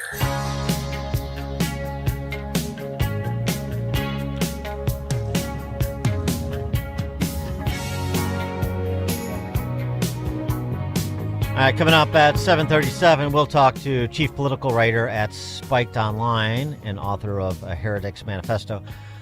We'll talk immigration policy with Brendan O'Neill at 7:37. Now we check the headlines. Good morning. It is 5 degrees here in Chicago on AM 560. The Answer feels more like negative 18. I'm Stace Keene in the QC Kinetics newsroom. A United Airlines flight from Chicago O'Hare landed safely after suffering a mechanical issue while landing at Orlando International Airport yesterday. Upon landing, the flight experienced a mechanical issue causing the plane to block the runway. Passengers had to be transported to the terminal by bus. There were no injuries reported. A man has been charged with a string of early morning robberies. 20-year-old Brian Pride has been charged with 3 counts of armed robbery and 2 counts of burglary. Officials say Pride is one of 2 people responsible for break-ins that took place in the Ukrainian Village, Lakeview, and Lincoln Park neighborhoods earlier this month. And what a season for the Chicago Bears. The Bears were closing in on field goal range when the Rams picked off a pass from Caleb Williams, eventually ending with a field goal, sending the Rams to Seattle for the division title and the Bears to the locker room. Final score 20-17. This report is a service of AlmostFreeTeeth.com. Think full mouth dental implants are too expensive? Think again. Not at AlmostFreeTeeth.com. With medical insurance, you could save thousands and receive your finally affordable dream smile. Check if you qualify today at AlmostFreeTeeth.com. A check of the roads is coming up in 2 minutes on AM 560, The Answer. Larry Elder sees the media pushing an agenda. Father-in-law, ex-father-in-law called it a murder. He no longer calls it a murder. He now says, I'm not blaming anybody. Wouldn't you think the headline would read, ex-father-in-law Renee Good reverses position on her death? Something like that. You won't find that. I wonder why. Because it doesn't advance the media narrative. The Larry Elder Show. Weeknights at 8, right before Sean Hannity at 10 on AM 560. The Answer. Hey, it's Scott Tucker, and I'm here with Amy Jacobson from Retirement Dakota with Scott Tucker and Amy Jacobson here on AM 560, The Answer. Now, I'm a financial advisor, and Amy's the co-host for our program. You know, Amy, recently President Trump signed the One Big Beautiful Bill Act. A lot of folks aren't realizing, Amy, that if they have highly appreciated assets, they can potentially tax defer the capital gains tax, place that money into a qualified opportunity fund, and then 10 years from now, get back out of that investment and pay no capital gains tax on either investment. Have you heard of such a thing, Amy? I did not know about that. That seemed to be hidden in the bill. It's only 900 some pages. Yeah, we have to pass it to see what's in it. An easy beach read, yes. Yes. And now there's another thing in the bill as well, Amy. Section 1202. Amy, did you read Section 1202? I did not, but thank you for the homework assignment. If you're a small business owner, many small business owners can now sell their small business and potentially pay no federal capital gains taxes on that capital gain of selling their business. Wow. If you'd like to get a free copy of my latest book, Escape Illinois, Should I Stay or Should I Go? Text the keyword book, that's BOOK, to 224-496-3999. Text the keyword book to 224-496-3999. In addition to the free copy of my latest book, Escape Illinois, Should I Stay or Should I Go? You'll also get our entire Retirement Dakota toolkit. We'll also give you the opportunity to talk to us 15 minutes for free over the telephone at another time so we can go through the One Big Beautiful Bill Act with you, show you how to potentially sell your highly appreciated assets and pay no federal capital gains tax, how qualified opportunity funds work, and also if you're a small business owner, how to potentially pay no capital gains on the sale of your small business through Section 1202, the One Big Beautiful Bill Act. Text book to 224-496-3999 or call that very same number, 224-496-3999. Investment advisory services made available through AE Wealth Management, LLC, a registered investment advisor. Firm does not offer tax advice. They say timing is everything in the gold and silver markets, and it's true. Dennis Prager here for AmFed Coin and Bullion. Although you can buy at the right time, if you buy the wrong coins, you may not make a profit. When gold was $400 an ounce, many people were talked into buying high-grade old gold and silver collector's coins. Unfortunately, most of the people who bought these so-called semi-numismatic coins, like the $20 St. Gaudens and Liberty Head gold coins, have not broken even on their investment. Incredible, given that gold has risen approximately 525% since then. So while timing is everything, if you buy the wrong coins, the timing simply doesn't matter. Having a dealer who cares about positioning you in the right types of coins or bullion will mean more to your portfolio than anything else. That's why I deal with Nick Rovich and AmFed Coin and Bullion. Whether you're buying or selling, call 800-221-7694. That's 800-221-7694. Or go to AmericanFederal.com, AmericanFederal.com. The new year means new resolutions, not just for your body, but for your finances as well. Did you know that financial health is directly related to your identity protection? This is why you need LifeLock. LifeLock monitors hundreds of millions of data points per second. If your identity is stolen, LifeLock's restoration specialist will fix it, guaranteed, or your subscription money back. Resolve to make your identity, health, and wealth part of your New Year's goals with LifeLock. Visit LifeLock.com and save up to 40% off your first year with a promo code BECK. Terms apply. I was ordering food for the office from the same few places for too long. For workplaces suffering with office food fatigue, every day's a struggle. Before starting Easy Cater, I assumed having no good vegan options for Carl in finance was normal. Easy Cater is designed to treat OFF with a huge variety of favorite restaurants, plus tools to help you meet dietary needs and stay on budget. Used daily, one platform lets you save time and shine. Ask your app store about Easy Cater or start an order at easycater.com. Raj Shah, host of Unleash Your Wealth. You know, there are a lot of clients and people coming in from the radio into our office saying, I don't want to lose any money. I need to protect the money I have saved over the last 20 or 30 years, where you have strategies where you can structure an income stream where it has an inflation protection so that as inflation, if it continues to go up, your income will go up. Unleash Your Wealth, Saturday at 7 a.m. and 2 p.m. on AM 560, The Answer. This is Carol Platt-Liebel for townhall.com. Chalk up a significant win for religious freedom, this time from the Ninth Circuit Court of Appeals. The court ruled that religious organizations have the right to hire people who share their faith, even for non-ministerial roles like administrative assistants or technicians. In other words, faith-based organizations don't lose their religious identity the moment someone steps out of the pulpit and into an office. The decision applies only to religious organizations themselves, not to secular businesses or hospitals they may operate. But it still matters a great deal. At stake is a basic principle. Religious groups exist to advance a mission grounded in shared beliefs. Every employee contributes to that mission in some way. Forcing a religious organization to hire people who reject its core convictions undermines its very purpose. Kudos to the Ninth Circuit for recognizing this simple truth. Need a little hope in your life? Listen to Truth for Life with Alistair Begg every weekday morning starting at 7:30 a.m. on our sister station, AM 1160. Hope for your life. Don't miss In Grace with Pastor Jim Scudder Jr., now heard on Sunday mornings at 7:30. Tune in and find hope as Jim Scudder explores God's Word and His world each Sunday morning right here on AM 560, The Answer. Hair Volume from New Nordic will make your hair look thick and healthy. Hair Volume is available online at Amazon and NewNordicUSA.com or in the hair care aisle at your local CVS.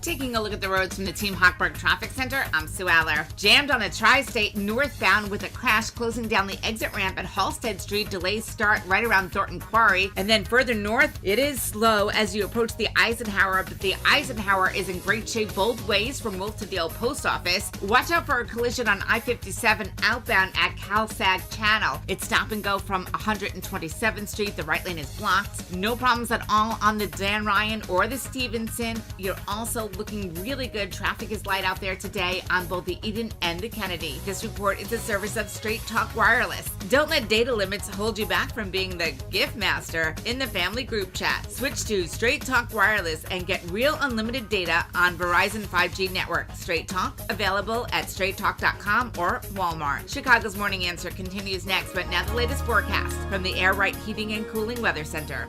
Today will be breezy with occasional sunshine. It will be dangerously cold, so make sure to bundle up. The high will reach 8 degrees. Tonight, expect partly cloudy skies and bitter cold temperatures. The cold air will be life-threatening, so take precautions to protect your skin, exposed pipes, and other cold-sensitive items. The low will drop to 2 degrees. I'm meteorologist Jason Caterina on AM 560, The Answer. Get the latest weather, traffic, and news updates online at 560theanswer.com. Now, from the Signature Bank Studios. Only the biggest stories, only the biggest guests, and only the biggest opinions. This is AM 560, The Answer.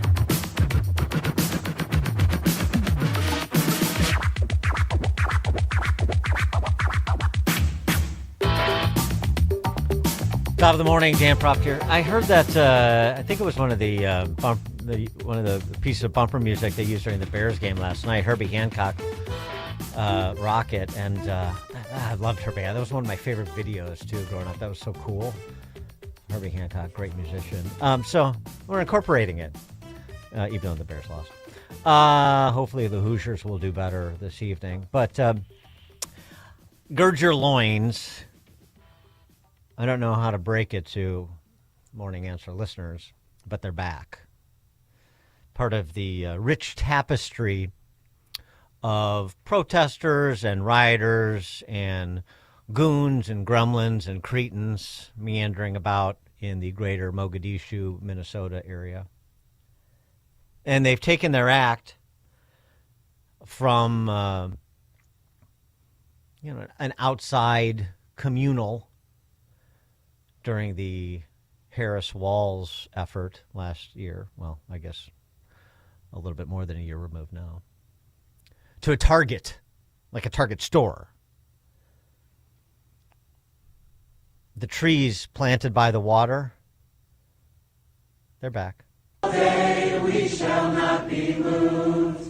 We can stay here all day. We shall not be moved, just like a tree that's planted by the water.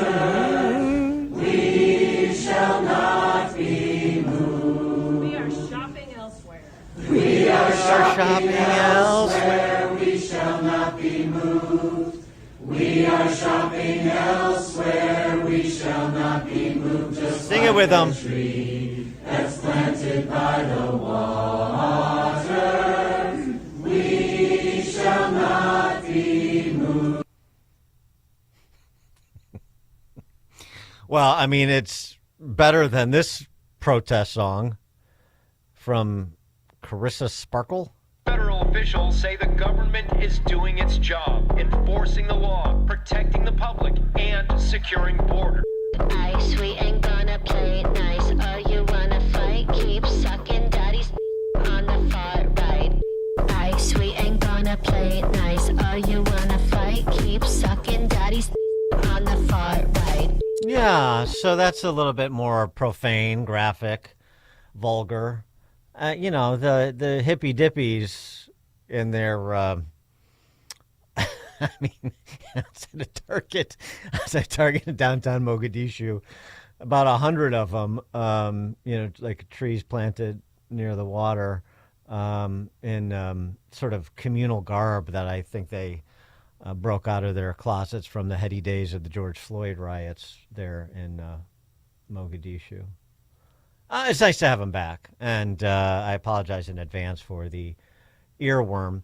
But that's a lot less difficult to listen to than the caterwauling from the neo-Marxists, who, although I will say, and I appreciate it, just like I did last week when Ayanna Pressley made the public restatement of their commitment to abolish ICE.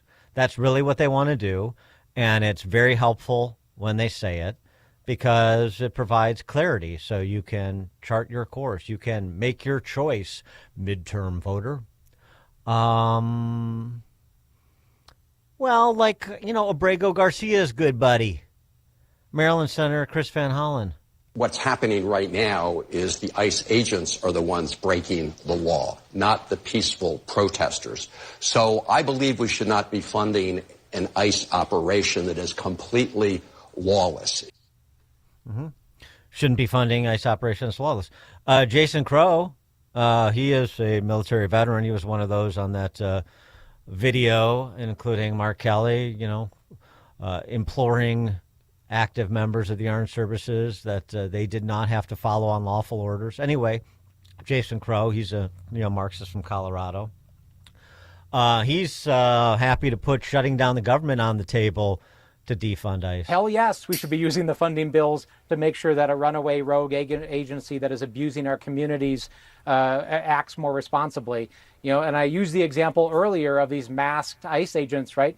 You have masked agents in unmarked vehicles picking up American citizens, deporting people, beating mothers, intimidating little league teams. I mean, need I go on? The examples around the country. It has to end. It is not just our right as members of Congress to stop it, but it is our duty to stop the abuse. And is shutting down the government something that should be on the table? It should always be on the table, right? Why should we just say, no, we're gonna just give them whatever they want at the end of the day? Why would we tell Donald Trump that? I'm never going to tell him that, right? I am not going to give money to a government agency that's going to act lawless, reckless, in an unconstitutional way. Exactly. Delia Ramirez, she's an Illinois congresswoman, joining the chorus of neo-Marxists in Illinois calling for the abolition of ICE. All of the heavy hitters, Delia Ramirez, Raja Krishnamoorthy, Juliana Stratton, Daniel Biss, Laura Fine. She's the one who introduced the legislation to ban American citizens who serve honorably as ICE officers from local law enforcement in the same state that allows a illegal immigrant from Montenegro to serve as local law enforcement. Yeah, that's right. You heard me right. Delia Ramirez, Ruben Gallego, who tries to middle the issue because he's a senator from Arizona, but he's moving away from his middling rhetoric. Again, appreciate the honesty. A CNN poll this week found that half of Americans, more than half really, think ICE is making cities less safe. A growing number of Democrats are renewing calls to abolish ICE entirely in the wake of the death of Renee Good a couple weeks ago. You have said that ICE is a problem, it's out of control, but that abolishing ICE would be a mistake. Why? Well, look, I think ICE needs to be totally torn down. It has to be, created in the image of what people want, right? And what does that look like? From my experience running in Arizona, in a very hard state when it comes to immigration issues, people want immigration enforcement that goes after criminals, right, and focuses on criminals. And immigration enforcement is actually focused on security and not the goon squad that has come from Stephen Miller and Donald Trump. Mm-hmm. Yeah, no, keep it up. They had a little field hearing. The House Immigration Committee had a little field hearing in St. Paul that featured only the neo-Marxists, so that Rashida Tlaib and Ilhan Omar and all the Socialist Spice Girls could get their rage on. And they did. Brotherly Love Spice, Ilhan Omar, she is appalled. Gosh darn it. And it is appalling for Americans to have to carry their citizen papers only to be told they are not sure if those papers are correct. I don't want to curse, but those of us who escaped places like that, the one place where we thought we would never experience this is the U.S. goddamn States. And we should all be ashamed that it is the United States that is allowing for this to take place, and it is being forecasted and broadcasted to the rest of the world, where people are calling and saying, are you sure? This is America. I am ashamed. And we must do everything that we can to bring back the America we all escaped into. Yeah. That's a hell of a Jeremiah Wright impersonation she does, too, with the GD USA. MF for Spice, Rashida Tlaib, got into the act, too. She was waving around some brochure from DHS that talks about we'll have, I guess, has a tagline, we'll have our home again, like we're going to, ostensibly talking about removing people here illegally who pose a public safety threat. And, of course, she found this very frightening and nativist and also appalling. Everybody's appalled all the time. Look at this. We'll have our home again. What does that evoke in you when you see this? It literally, when I see it as a Muslimah, as a Palestinian, as a child of immigrants, I see that this is something that is evoking, like, I'm not welcome here. It is very clear what is intentionally happening here. Well, I wouldn't go so far as to say you're not welcome here, but we're certainly open-minded on the topic, particularly if you have committed an act of fraud. Well, that's a discussion that has picked up, did over the weekend on the Sunday talkies with both the president as well as representatives like Tom Emmer talking about legislation that would denaturalize, naturalize citizens who committed acts of fraud like those that have been documented in Minnesota. Trump had this to say. We're also going to revoke the citizenship of any naturalized immigrant from Somalia or anywhere else who is convicted of defrauding our citizens. We're going to get them the hell out of here fast. And if you come to America to rob Americans, we're throwing you in jail and we're sending you back to the place from where you came. We're throwing you right in jail. We'll have to see some of the details there, too, with respect to naturalized citizens, what the threshold is and so forth. But you get the disposition. And that's something that the Abolish ICE crowd finds appalling, of course. And not to be outdone by her bandmates, Brotherly Love Spice and MF for Spice, Fake Eyelashes Spice, Jasmine Crockett. She, in her normal, reserved, measured, thoughtful way, had this to say at that quote-unquote field hearing. This is pure racism. I don't know why we want to tinker around with it and pretend as if it's something other than what it is. I like to call a thing. And he has told us time and time again who he was when he talked about certain people being from certain whole countries. Those are his words. The only reason I'm cussing in this moment. When he said things like, they are eating the cats and dogs. We knew exactly what we were getting. And some people are saying, I don't know how we got here, but I do. Because we know that dehumanizing, I believe that you said something to the effect of cruelty and humiliation are the point. That's what you said, Miss Patty. Because when we look at other places, say places that did things like, go door to door, looking for people, as they had to hide out, say in an attic. Does that sound familiar to anybody? Or the images that I have seen of people being attacked by law enforcement, whether we're talking about dogs or fire hoses, it seems very reminiscent of something that we have seen before in this country. And then people get offended and try to say I'm too black, but the reality is that y'all never let the fact that I am black go. So I'm going to be clear about one thing. I know my good black history. And so when I look and I say, and I will say it loud and proud because the DH secretary had a few choice words for me, but this looks like modern day slave patrols. And they have been sanctioned by this Supreme Court. Yeah, that's a lot there.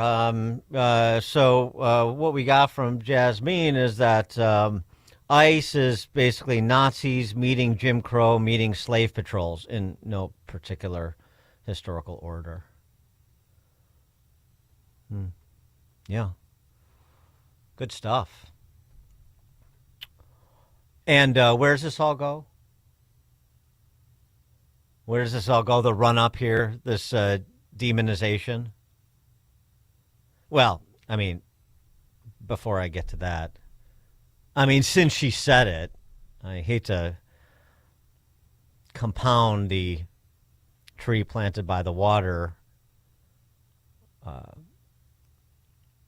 with kiffness, but I mean, I'm almost compelled.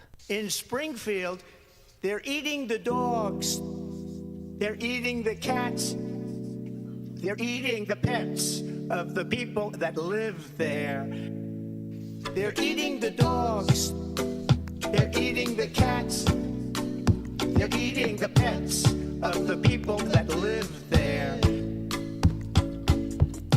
People of Springfield, please don't eat my cats. Why would you do that? Eat something else. People of Springfield, please don't eat my dog. Here's a catalog of other things to eat. They're eating the dogs. Whoa, whoa, whoa. They're eating the cats. They're eating the pets. All right, sorry for the earworms, but, look, kiffness is part of this Nazi Jim Crow slave patrol that Jasmine Crockett was talking about, so I had to fold that in. But in terms of what comes next, this was instructive.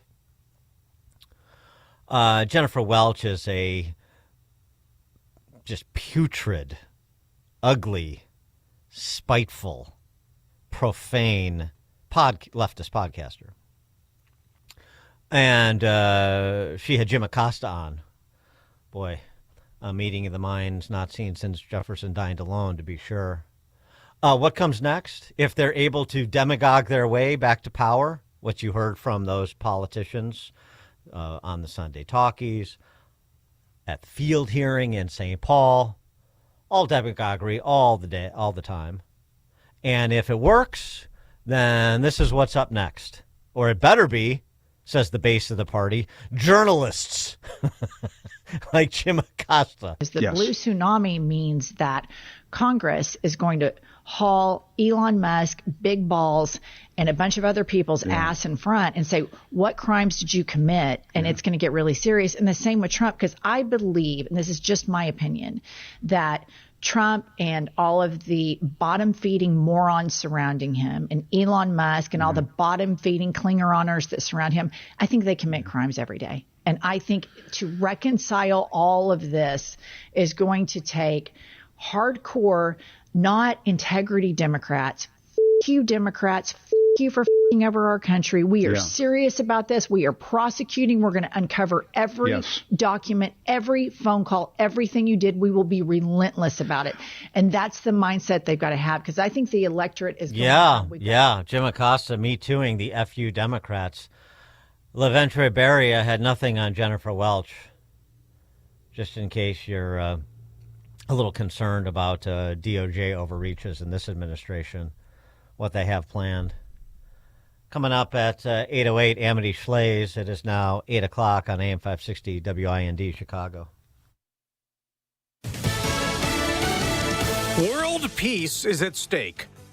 I'm Dave Anthony, Fox News. That's what President Trump insists in his push for the U.S. to take control of Greenland. Posting on Truth Social, China and Russia want the territory that Denmark now controls. And he's threatening to punish some European allies who oppose him, including Britain's Prime Minister. Keir Starmer says the world has become more turbulent in recent weeks and a trade war is in no one's interest. President Trump's announced 8 countries who oppose his attempts to take over Greenland will face extra tariffs. That includes the UK. The use of tariffs against allies is completely wrong. Prime Minister Starmer says the security of Greenland matters and more should be done about it, but the island's future must be in the hands of Greenlanders and Danes. That's Fox's Jonathan Savage in London. President Trump also calling for a leadership change in Iran after the Supreme Leader called him a criminal, accusing the U.S. of stoking anti-regime protests that were stopped with a deadly crackdown. Iran's President Masoud Pezeshkian warned that any aggression against the Supreme Leader would be considered an all-out war.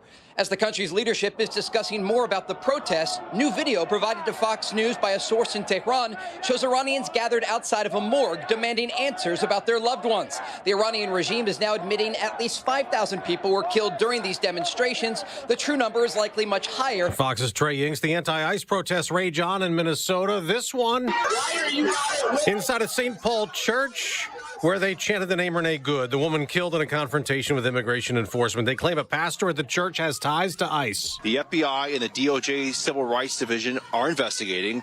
Attorney General Pam Bondi writing on X, I just spoke to the pastor in Minnesota whose church was targeted.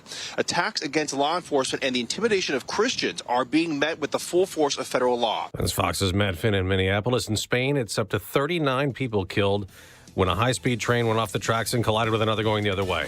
America's listening to Fox News. Good morning. It is just 2 degrees here in Chicago and feels like negative 21 on AM 560 The Answer. I'm Stace Keene in the QC Kinetics newsroom. A man was shot and killed inside a Garfield Park home yesterday.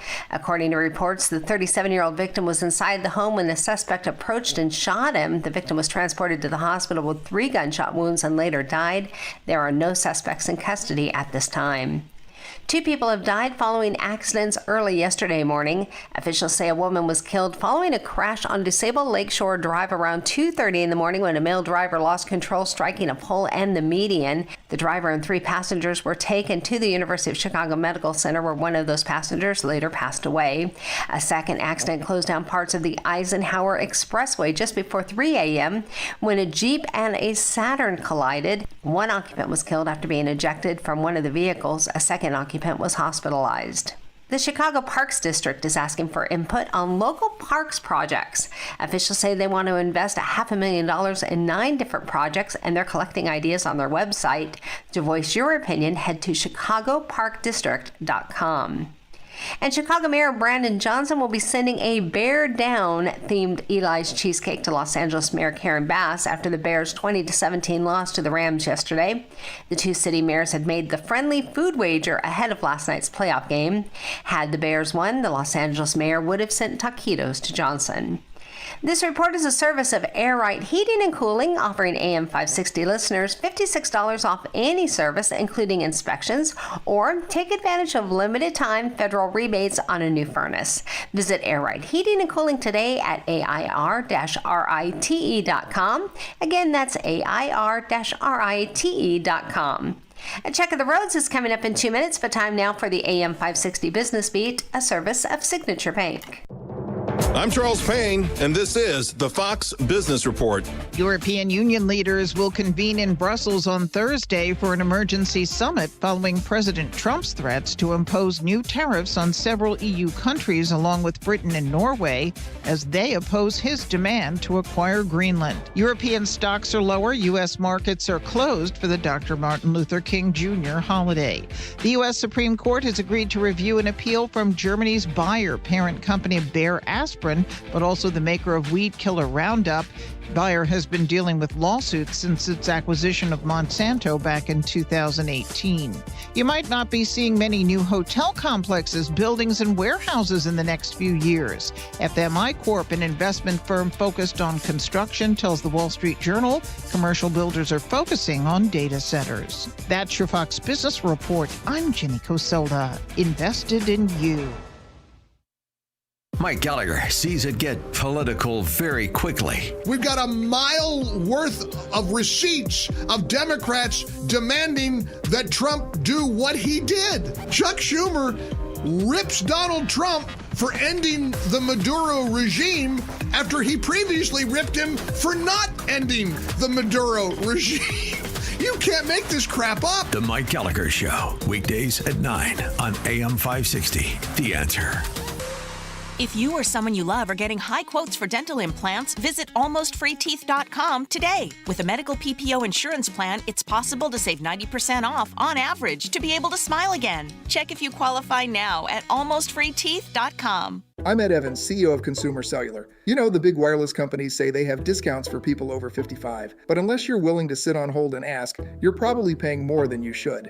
At Consumer Cellular, there's nothing to hunt down. We're built for people 50 plus with plans starting at just $20. And our 100% US-based customer service actually answers the phone. Call 1-888-FREEDOM or visit consumercellular.com today and get your second month free for a limited time. Taxes, fees, and other third-party charges will apply. See website for additional details. Following the attacks on 9/11/01, FDNY firefighter Daniel Foley assisted in the rescue and recovery efforts at Ground Zero. Daniel spent months and months searching for victims. Now, Daniel's death was the direct result of 9/11-related cancer. He leaves behind his wife, Carrie, and their children. Tunnel to Towers paid the mortgage on the family's home. Join us. Donate $11 a month to the Tunnel to Towers Foundation. Go to their website, the letter T, the number 2, the letter T.org. Welcome to the most wonderful time of the year, when millions of Americans open their credit card statements, scream in terror, and start looking for new ways to save money.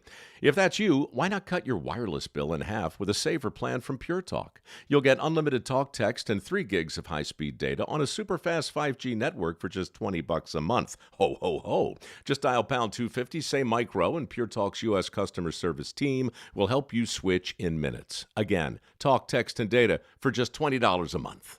Oh, hello. It's me, the calculator that lives inside of TaxSlayer. And let me tell you, I love numbers. 1040s, 1099s, W-2s, all of them. With TaxSlayer, anyone can file a federal return for just $22.99. You'll get 100% accuracy and your biggest possible refund guaranteed.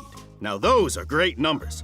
Need help along the way? We've got US-based real human support. File by February 8th for just $22.99 and get the refund you deserve. TaxSlayer. File fearlessly.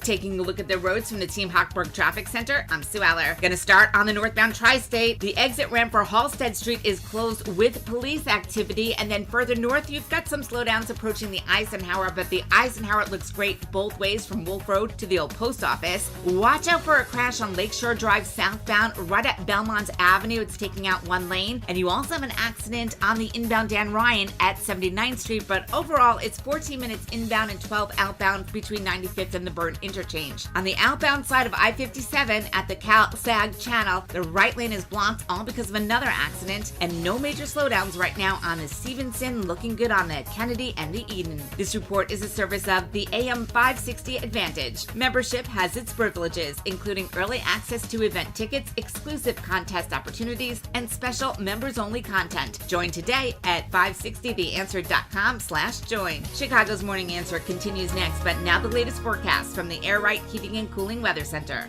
Today will bring breezy conditions with intervals of sunshine. It'll be dangerously cold, so make sure to dress warmly. The high temperature will reach 8. Tonight, expect partly cloudy skies with bitterly cold temperatures. The cold air could be life-threatening, so take precautions to protect yourself, expose pipes, and other cold-sensitive items. The low will drop to 2.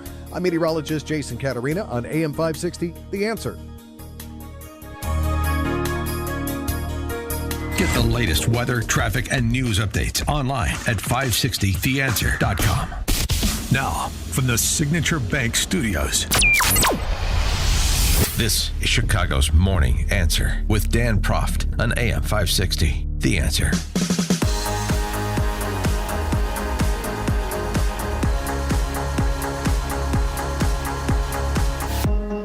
Top of the morning, Dan Proft here. So the U.S. blockade in Venezuela has led only U.S.-bound tankers of crude to leave the country since Maduro was extradited. The blockade is shutting off Venezuelan oil from Cuba and, more importantly, China and Iran. But most importantly, China.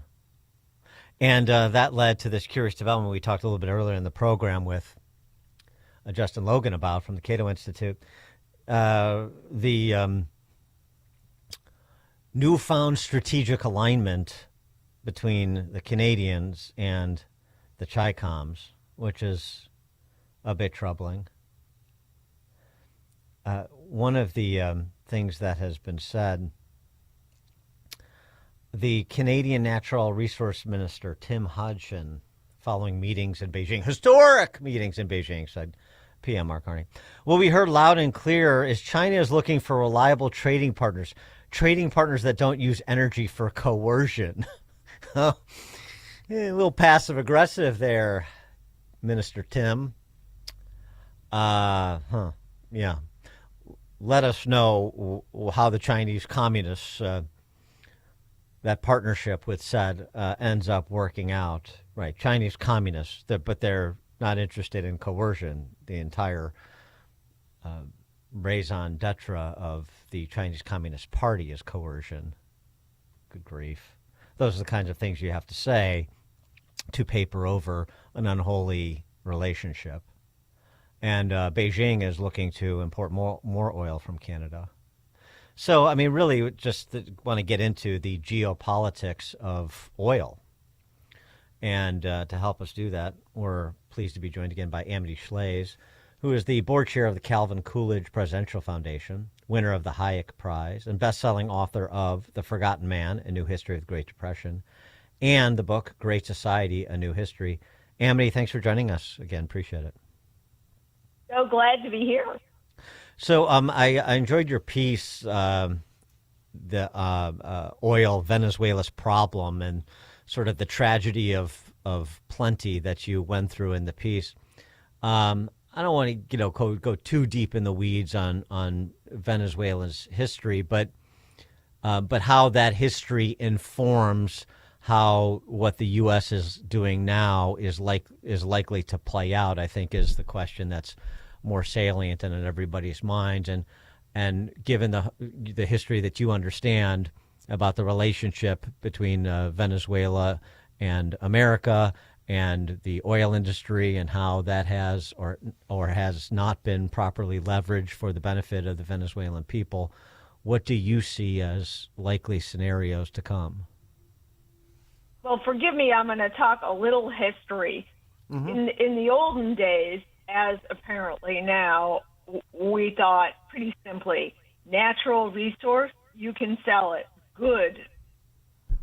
So when you come to a troubled country, what's the first thing you do? You organize the resource, and then the other aspects, maybe the republic, the democracy, come after once the country is wealthy enough or stable enough to proceed. That's sort of the hidden text now, and it was always the hidden text with Venezuela. Back in the 60s, people thought that Venezuela's hope was its energy. Venezuelans began to see that oil wealth or commodity wealth is poison. One political leader, an economist there, called oil the devil's excrement. And that can be true now. I think everyone's so worried about avoiding labels, Dan. Oh, we don't want to look like President Bush and talk about democracy. But to come in the same style and say, well, the oil's the important thing, and by the way, we'll have a hand in it under the Monroe Doctrine or whatever, is to repeat Venezuela's history, not to allow Venezuelans to write new history. Well, although that's a pending issue, isn't it? I mean, part of this is whatever sort of short-term deal they have with the remnants of the Maduro regime, and what the agreement, the expectation is for elections to come, so that there's an opportunity to move away from the sorts of autocracy that Venezuela has been for the last 2 decades. There's Dan to my left for once. Absolutely. You can hope, and we do hope, but oil is their problem. I saw another column this morning that said oil's worse than cocaine for Venezuela. It's a weapon or it's an addiction. The country needs to move beyond oil, and what's really different this time is countries both need oil and don't compared to before, because we have other forms of wealth we've developed. We're not dependent on the Middle East either the way we used to be had we had this discussion 30 years ago, had these events happened 30 years ago. Not now. Thank you, in part, Harold Hamm and horizontal drilling. domestically or in Canada. So we're in a much stronger position, and so could be Venezuela. And the republic or democracy part of Venezuela's future, I think, is important, and we need to send strong signals on that. Well, yeah, but I mean, like comparing oil to cocaine, oil, powers an economy and is still central to doing that, and everybody recognizes that. And so there's an opportunity here. I don't know. The only way that you see oil as a scourge, it seems to me, is if you have no respect for private property rights, which, of course, has been the record of Maduro and Chavez. But if you didn't nationalize industries and if you respected private property rights, then that's an industry that would be a boon to the Venezuelan people and could be again. Absolutely. But what the article is about, I mean, I'm a little dedicated to this because I worked on it a few years with my colleague Gaurav Tiwari at the Council on Foreign Relations. By the way, these arguments are not right-left arguments, which makes them very refreshing. Yeah. Is that there's something about one commodity that wrecks the country, and where what follows is suppression of individuals and individual thought and suppression of property rights. So it's no accident that women don't have rights in oil-rich countries by this data study. It's no accident that other forms of economic growth or other currencies tend to get suppressed. What happens when you have a commodity is men surround it with guns. There will be blood, as in ancient Texas.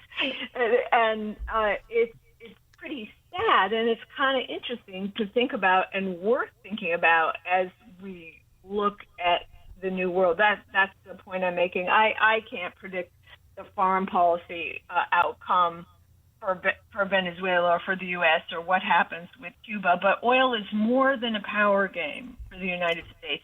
It's a true problem. So Dan, I'm going to disagree with you humbly right now. Really? Well, I mean, before we go full Paul Thomas Anderson there, with There Will Be Blood, America is an oil-rich country where women have rights. Well, what our study found, I can't believe I'm saying this on the radio, okay? But what our Swarab study of mine, there's an Apple podcast about it, and here's where I agree to a great extent, I don't know, with Jeffrey Sachs or maybe even George Soros, is that countries that have the rule of law in place, such as Norway or the United Kingdom, both with significant energy discoveries, or the United States, we spread our rule of law to Texas, and they came to agree with it and support it. Those countries will become a nice source for economic growth that seeps around and spreads to all and provides jobs, as in the Dakotas with Continental Resources. With the horizontal drilling there brought a lot of benefit to the Dakotas. Where countries in countries where there's no rule of law, well, then those other good things we see, like property rights and other things that go with economic growth, don't seem to arrive. And that has been the learning curve of the IMF and World Bank, who are, of course, involved in all these things. And you used to go to the World Bank and they'd say, well, take the thing that the country has and make it export it. And then everything will smooth out and the country will join the ranks of developed and democratic nations. But it just didn't work out that way. So I want to just say, here's Amity's footnote to this matter. That's what concerns us. Of all the countries in the world that could have done all right, Venezuela was the one. Everyone was so hopeful. If you remember how exciting Caracas was in the early 60s, it was, oh my gosh, it was, it was like Havana before Castro, a happening place in which U.S. people participated, in which America participated, and it went the other way. And in the case of Venezuela, oil was the cause. Imho. Well, okay, but I stipulate to all of that, but it seems to me like this is cart in front of horse. So, for example, if Javier Milei was made the president of Venezuela, if he had been a Venezuelan rather than an Argentinian, and he is ushered in the next election to be the president of Venezuela, and he focuses completely on the establishment of property rights, and which is the foundation of Western civilization, and is successful, then do we still have the same oleaginous problem in Venezuela? It doesn't seem to me like we would. I mean, you wouldn't, but is that the signal we're sending right now? I mean, you have to watch Marco Rubio's. I'm sorry. You have to watch Marco Rubio's face and see what happens next. But that would be a good outcome. You're saying the United States should be sending these signals, or maybe explicitly saying what we hope to see in Venezuela. This is going to be ultimately self-determination, the Venezuelan people, but by the Venezuelan people. But what we hope to see is something like what Milei is doing in Argentina. We hope to see private property rights. We hope to see an end to governments nationalizing industries, foreign or domestic. We hope to see, and we hope to see this because this is the way to enrich the Venezuelan people and to make that a stable country going forward. That signal is really important, and Venezuelans need to participate in that. It reminds me of the discussions subsequent to '89 and that is the end of the Berlin Wall and the division of Europe. Like, who's going to do well? The less sluggish countries do well. The countries, I think Poland is a good example. The more market-oriented countries do well. What signal do we send? We don't have to invade, but we have to send a signal of the importance of that. I'm looking for the Cato Institute in Venezuela, and not just we'll cut you several deals relating to oil that have to do with our regional security, our hemisphere management. That's an important signal for the U.S. I get that. Can I ask? Go ahead. I'm saying, can you live with that? Yes, I can. Yes, I know I can live with that. Can I ask you a question about foundations? Like a Robert Conquest Second Law of Politics question about foundations. Since you're the chair of the Calvin Coolidge Presidential Foundation, I was surprised to read this piece from Craig Shirley in the Washington Times the other day. He writes, 45 years after the Ronald Reagan Presidential Foundation, it is going the way of so many other formerly conservative institutions like the Lila Wallace Reader's Digest Fund, now the Wallace Foundation, the MacArthur Foundation, and so forth. It's turned aggressively left. He's talking about the Reagan Foundation.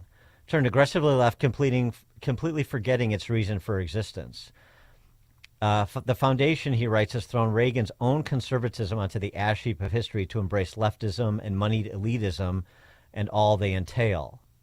He talks about certain recent board members, including Elaine Chao and Condi Rice. He talks about his books on Reagan, 6 of them, now gone from the library site, including Rendezvous with Destiny, which actually was a really good book. He talks about other books from Art Laffer, Peter Schweitzer, Peter Robinson, Milton Friedman being removed from the library.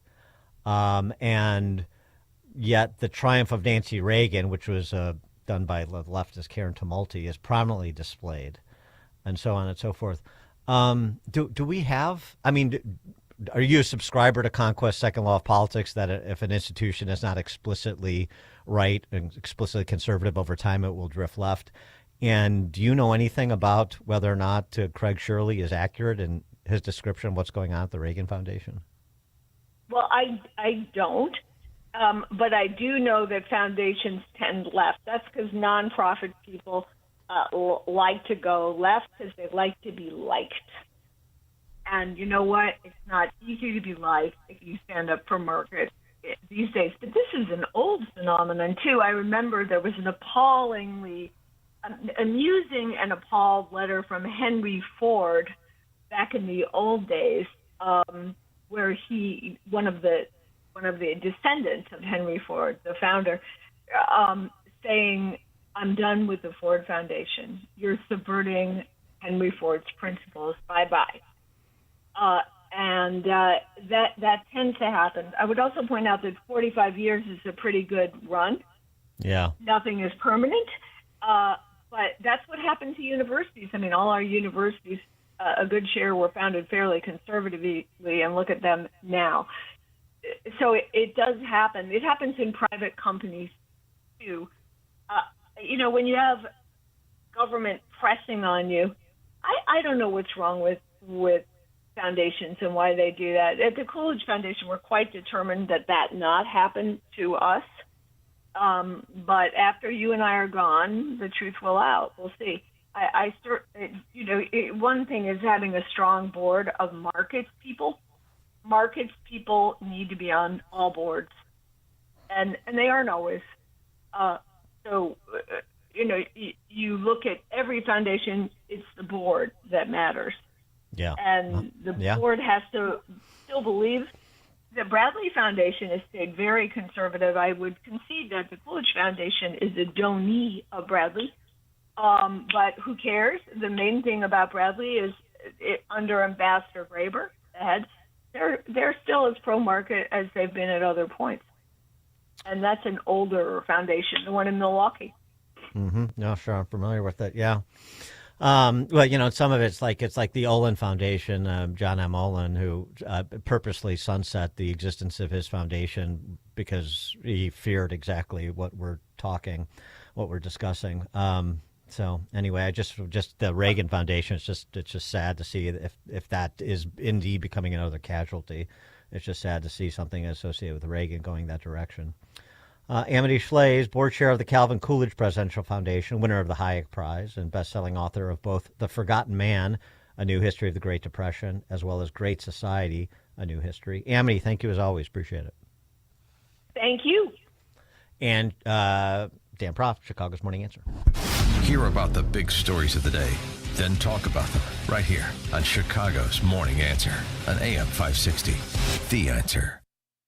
I'm Rob Cole, owner of Cole Digital in Frankfort, the finished basement experts. Our CAD design team will craft a one-of-a-kind plan with a custom bar or kitchenette, a wine cellar, fitness room with a glass entry, and one of our signature home theaters or media rooms. With a Sony laser projector, 120-inch screen, and Dolby Digital surround sound. Or a video wall so you can watch 5 games at once. Acoustic treatment and architectural lighting complete the look. Tour our Cole Digital Smart Living Design Center, the largest in America, 15,000 square feet, 5 themed theaters, 5 gourmet kitchens, and 30 rooms of audio-video, lighting, smart home technology, and great design ideas. We're a conservative-owned local company that also gives back to our community. Visit us at coledigital.com, that's K-O-L-E, digital.com, or call us at 815-469-2000, and we'll bring the showroom to you. Cole Digital, what smart living is all about. Salem News Channel, your go-to source for news and conservative opinion. We reveal how politics hits home, how your family, your freedoms, your way of life are debated, challenged, even regulated. Every day we cut through the noise, pitting nonsense against common sense. On every screen, in every home, Salem News Channel is across America. Gain insight into building strong marriages and raising godly children with Focus on the Family with Jim Daly each weekday at 11:30 a.m. on our sister station, AM 1160. Hope for your life. John was an active man. He'd go for runs, walk the golf course, and always take the stairs instead of the elevator. But then bone-on-bone knee pain got in the way and affected his mobility. It became too painful to even go for walks. And when it seemed like John's only option was knee replacement surgery, a friend told him about the Joint Relief Institute and their affordable, non-surgical knee pain relief. John met with the Joint Relief Institute and discovered their lubricating gel treatment could rejuvenate his lost cartilage. Safe, effective, no surgery. Long story short, John is now back to being active without pain or medication.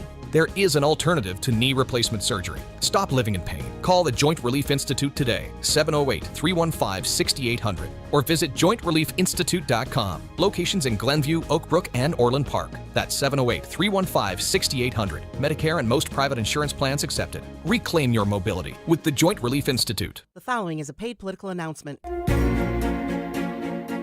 This is Kevin Coyne, Chairman of the DuPage County GOP. I am inviting you to our Lincoln Day dinner on Friday, February 27th at Abington Banquets in Glen Ellen.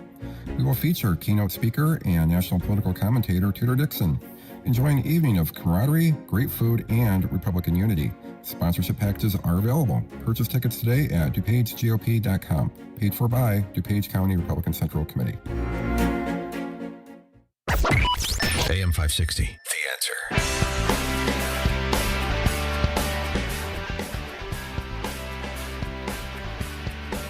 All right, coming up at 8:38, Andrew Arthur from the Center for Immigration Studies on the federal investigation of Tim Walz and Jacob Frey, that Minnesota tandem. Could they be the first politicians to be held accountable under the law for impeding federal immigration law enforcement?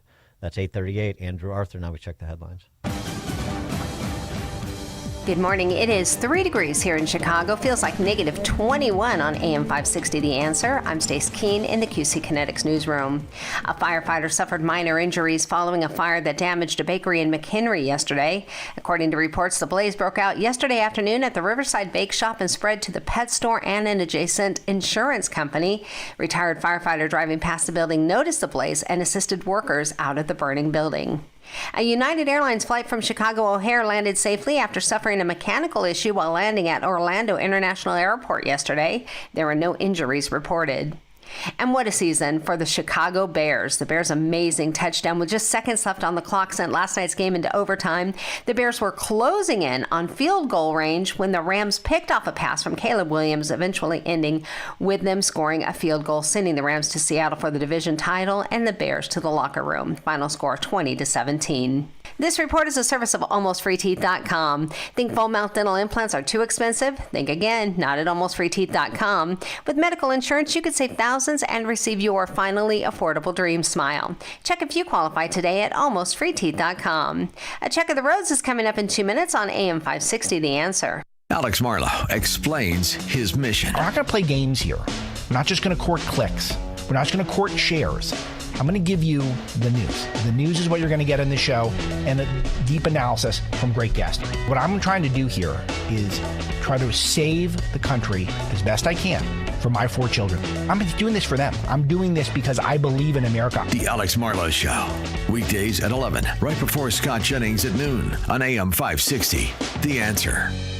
If you're looking to purchase a loved one's home after they passed away, you need to call Team Hochberg, your trusted local lender. Pam wanted to purchase her grandmother's $400,000 home after she passed away, which was left to Pam's father, Ted, and her Aunt Betty. Ted listens to my show and wanted to forgo his half of the equity of his mom's home and sell Pam the home for $200,000. Bad move. I recommended Pam purchase the home for $400,000 and get a gift of equity from her father, Ted, for $200,000, which enabled Pam to purchase the home with a lower rate and no money out of her pocket. Let's review. I helped Pam purchase her grandmother's home without having to bring a penny to the closing and secure a lower rate. Team Hochberg's helped thousands of radio listeners, but we can't help if you don't call 855-563-2843 or visit 56david.com. That's 855-563-2843 or visit 56david.com. Lower.com, equal housing lender, MLS 1124061. Whether you are old or young, no one likes to lose money. The market is at an all-time high. How much risk does your portfolio really have in it? Are you worried that you could lose your hard-earned money? Call TJ Stearns in Arlington Heights at 800-640-2256 for your free risk report. Call right now and we will include a full analysis of your portfolio. Don't wait until it's too late. Call TJ Stearns, a local and longtime sponsor on AM 560. Call 800-640-2256. Call now and tell him AM 560 sent you. We couldn't decide if we needed in-home care for Dad. Right. Just some help here and there with bathing, organizing his meds,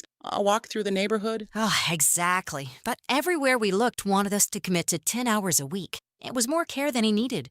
and it didn't make sense to spend extra for it. Then we found Senior Helpers of Naperville Southwest. Only 4 minimum hours. We were shocked. Now a caregiver stops by once or twice a week to help with the small things that make a big difference. And Mom loves the visits. It's not just help, it's companionship.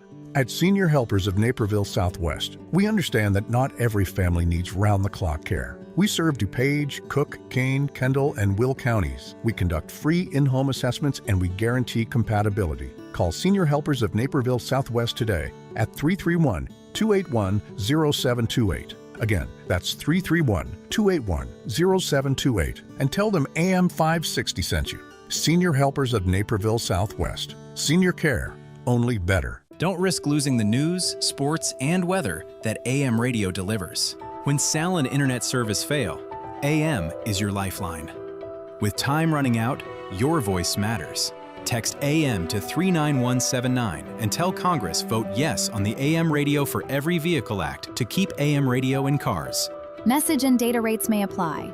You may receive up to 4 messages a month, and you may text STOP to stop. This message furnished by the National Association of Broadcasters.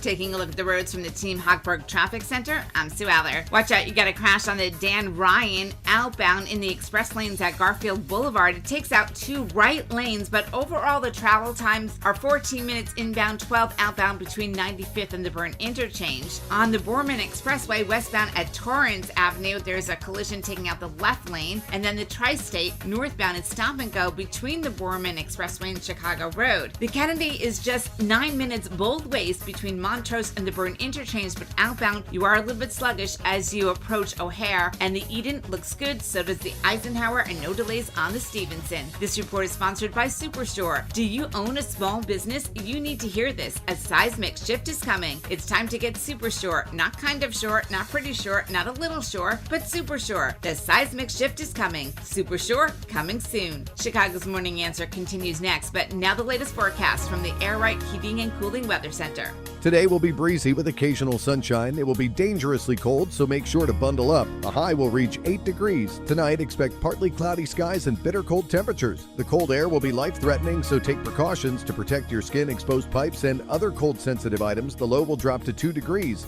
I'm meteorologist Jason Caterina on AM 560, The Answer. Now, from the Signature Bank Studios. If you're looking for the latest news, insight into what it means, and the sharpest opinion, there's only one station in Chicago where you can turn, and it's this one. We're AM 560, The Answer.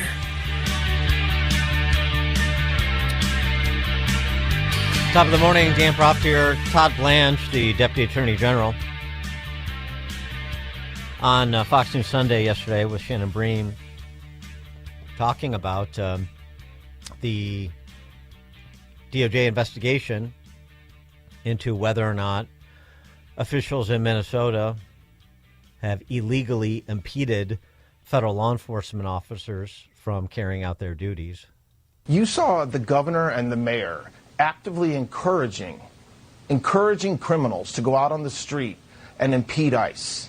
That is not allowed under our law. When a federal officer is out doing their job, they have to be allowed to do their jobs. And the fact that we had to stand up and tell a mayor, that we had to stand up and tell a governor to stop encouraging the folks that are out there running around trying to stop ICE, to stop encouraging them, when what they really should be doing is helping their fellow federal officers, is something that's horrible. But listen, no matter who you are, whether you're a governor, a mayor, or somebody out there on the streets assaulting ICE, you cannot, under federal law, you cannot impede a federal officer doing their job.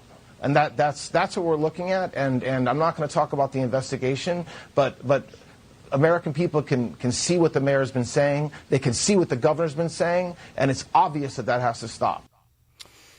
Well, we're having an investigation. We're looking into it, but I've already concluded that they have broken the law. I mean, that's basically what Blanche said. I mean, interesting. And there is reporting out, including from our friend Liz Cullen up there, that there are emails and indications that not only were government officials working with these professional agitators in terms of monitoring and impeding and potentially impeding ICE. So they were a co-conspirator, if you will, in operations that were organized for the purpose of impeding ICE operations. Talking about government officials. And just as there's information that suggests, there's reporting, I should say, that suggests that the governor's office, Governor Walz's office, was apprised of the concerns about systemic fraud and some of the benefits programs in the state and was willfully blind, or perhaps worse, in response to whistleblowers suggesting there is evidence of systemic fraud in these programs, in these state programs. But just on the impeding ICE piece, Jacob Fry, Pajamas Boy, the mayor of Mogadishu, Minnesota, said all he is doing is defending his constituents. He hasn't received any subpoenas yet. He'll comply. Hasn't received them. But he's done nothing wrong. We have not received a subpoena. And at the same time, if the rumors are true, this is deeply concerning because this is way more important than just me. This is a very serious matter. And this whole investigation would ultimately be the product of one of the most basic foundational responsibilities that I have as mayor, which is to speak on behalf of my constituents. You know, there are other countries where you get put away for the things that you say. There are other countries where you get investigated for saying something that runs counter to what the federal government states. But in this country, it's not that way. Here we have a freedom of speech, and we do not negotiate those rights away. Yeah. Well, you can say whatever you want. You can even tell ICE to get the F out of here, as you said. What you can't do is participate in a scheme to impede federal law enforcement operations, and that's the crux of the matter. Wrapping himself in the First Amendment. Nice try. Todd Blanche, again, Deputy Attorney General, also had something else to say about the ICE officer, Ross, who was involved in the shooting death of Renee Good. Is this under investigation? Are we going to see, the possibility of disciplinary action? Well, DOJ would be charges against Ross, and Blanche said not under investigation. What happened on that day has been reviewed by millions and millions of Americans because it was recorded on phones when it happened. Okay. The civil rights, the Department of Justice, our civil rights unit, we don't just go out and investigate every time an officer is forced to defend himself against somebody or putting his life in danger. We never do. That has nothing to do with what happened in Minneapolis. There are over 1,000 shootings every year where law enforcement are put in danger by individuals, and they have to protect themselves, and they have a lawful right to do so. The Department of Justice doesn't just stand up and investigate because some congressman thinks we should, because some governor thinks that we should. We investigate when it's appropriate to investigate, and that is not the case here. It wasn't the case when it happened, and it's not the case today. If circumstances change, and there's something that we do need to investigate around that shooting or any other shooting, we will. But we are not going to bow to pressure from the media, bout of pressure from politicians, and do something that we never do. Not under this administration, not under the last administration. And so, no, we are not investigating. And if there comes a time when we need to, we will, but it's not now. Well, so I saw that Renee Good's family retained the same trial lawyers that the Floyd family used, but they're not going to have any over-the-top support from DOJ with a concurrent criminal investigation, it sounds like. So maybe the only thing in terms of review will be an agency review of whether Ross acted consistent with his training and in those exigent circumstances. And frankly, Kristi Noem, the Homeland Security Secretary, has already declared that he did. So I don't know that there's anything that's going to come of this. There's nothing afoot. It's just good to know. I mean, I believe it was a good shoot. It was a legitimate self-defense shoot, as we've talked about quite a bit on the program. But all the complaining about from Hennepin County, we want to be included in the investigation. There's no investigation to be included in. So that sums that. For more on these topics, including what's going on in Minnesota, but not limited to that,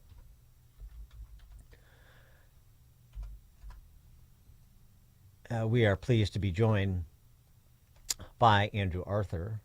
Andrew Arthur is resident fellow in law and policy at the Center for Immigration Studies. Andrew, thanks so much for being with us. Appreciate it.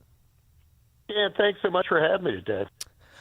So how do you assess, I don't want to get into optimism or pessimism, but how do you assess the investigation DOJ has launched into Walz and Frye, specifically as it pertains to impeding federal law enforcement?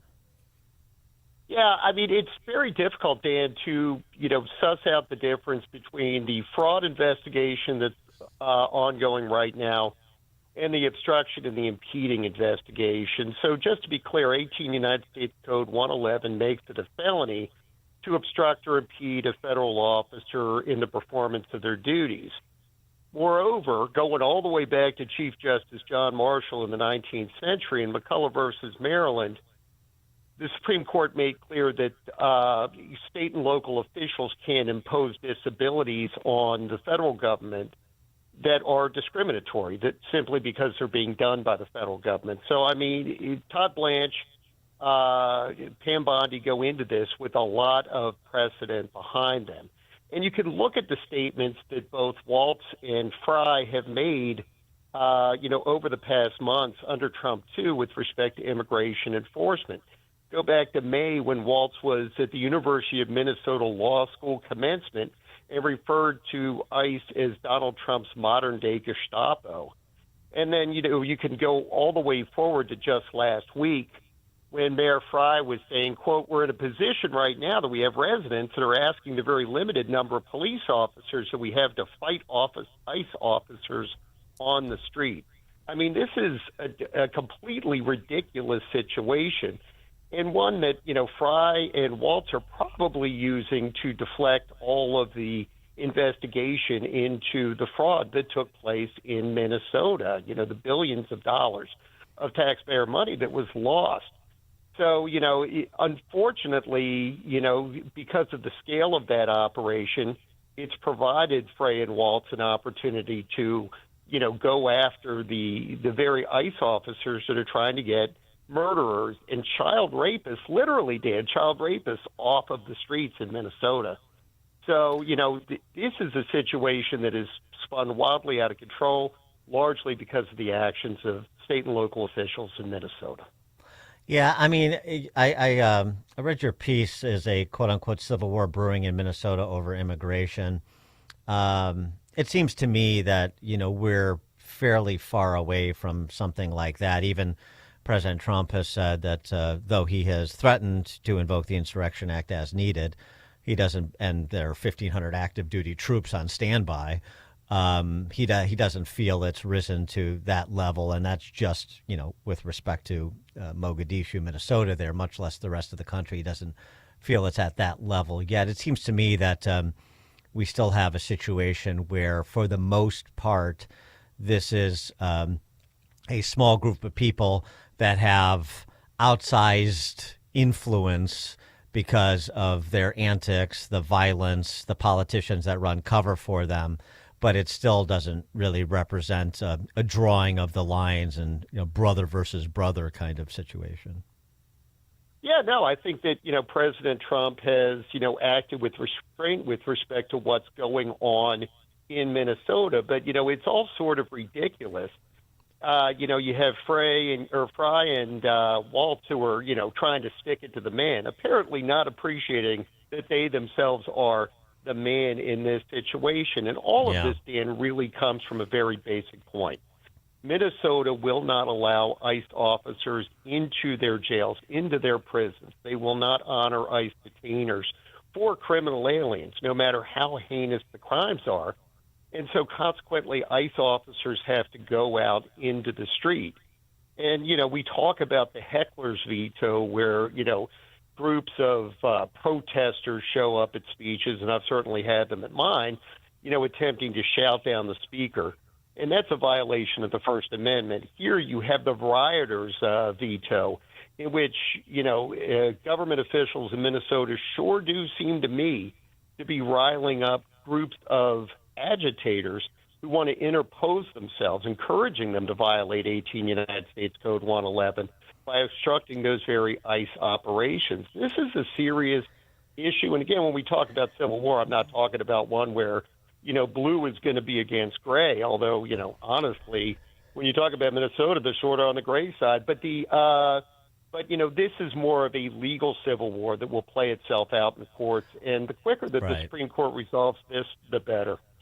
Well, right. And I mean, you have these one-off public officials that are clowning themselves like Walls and Fry, which they do routinely. That Philadelphia sheriff that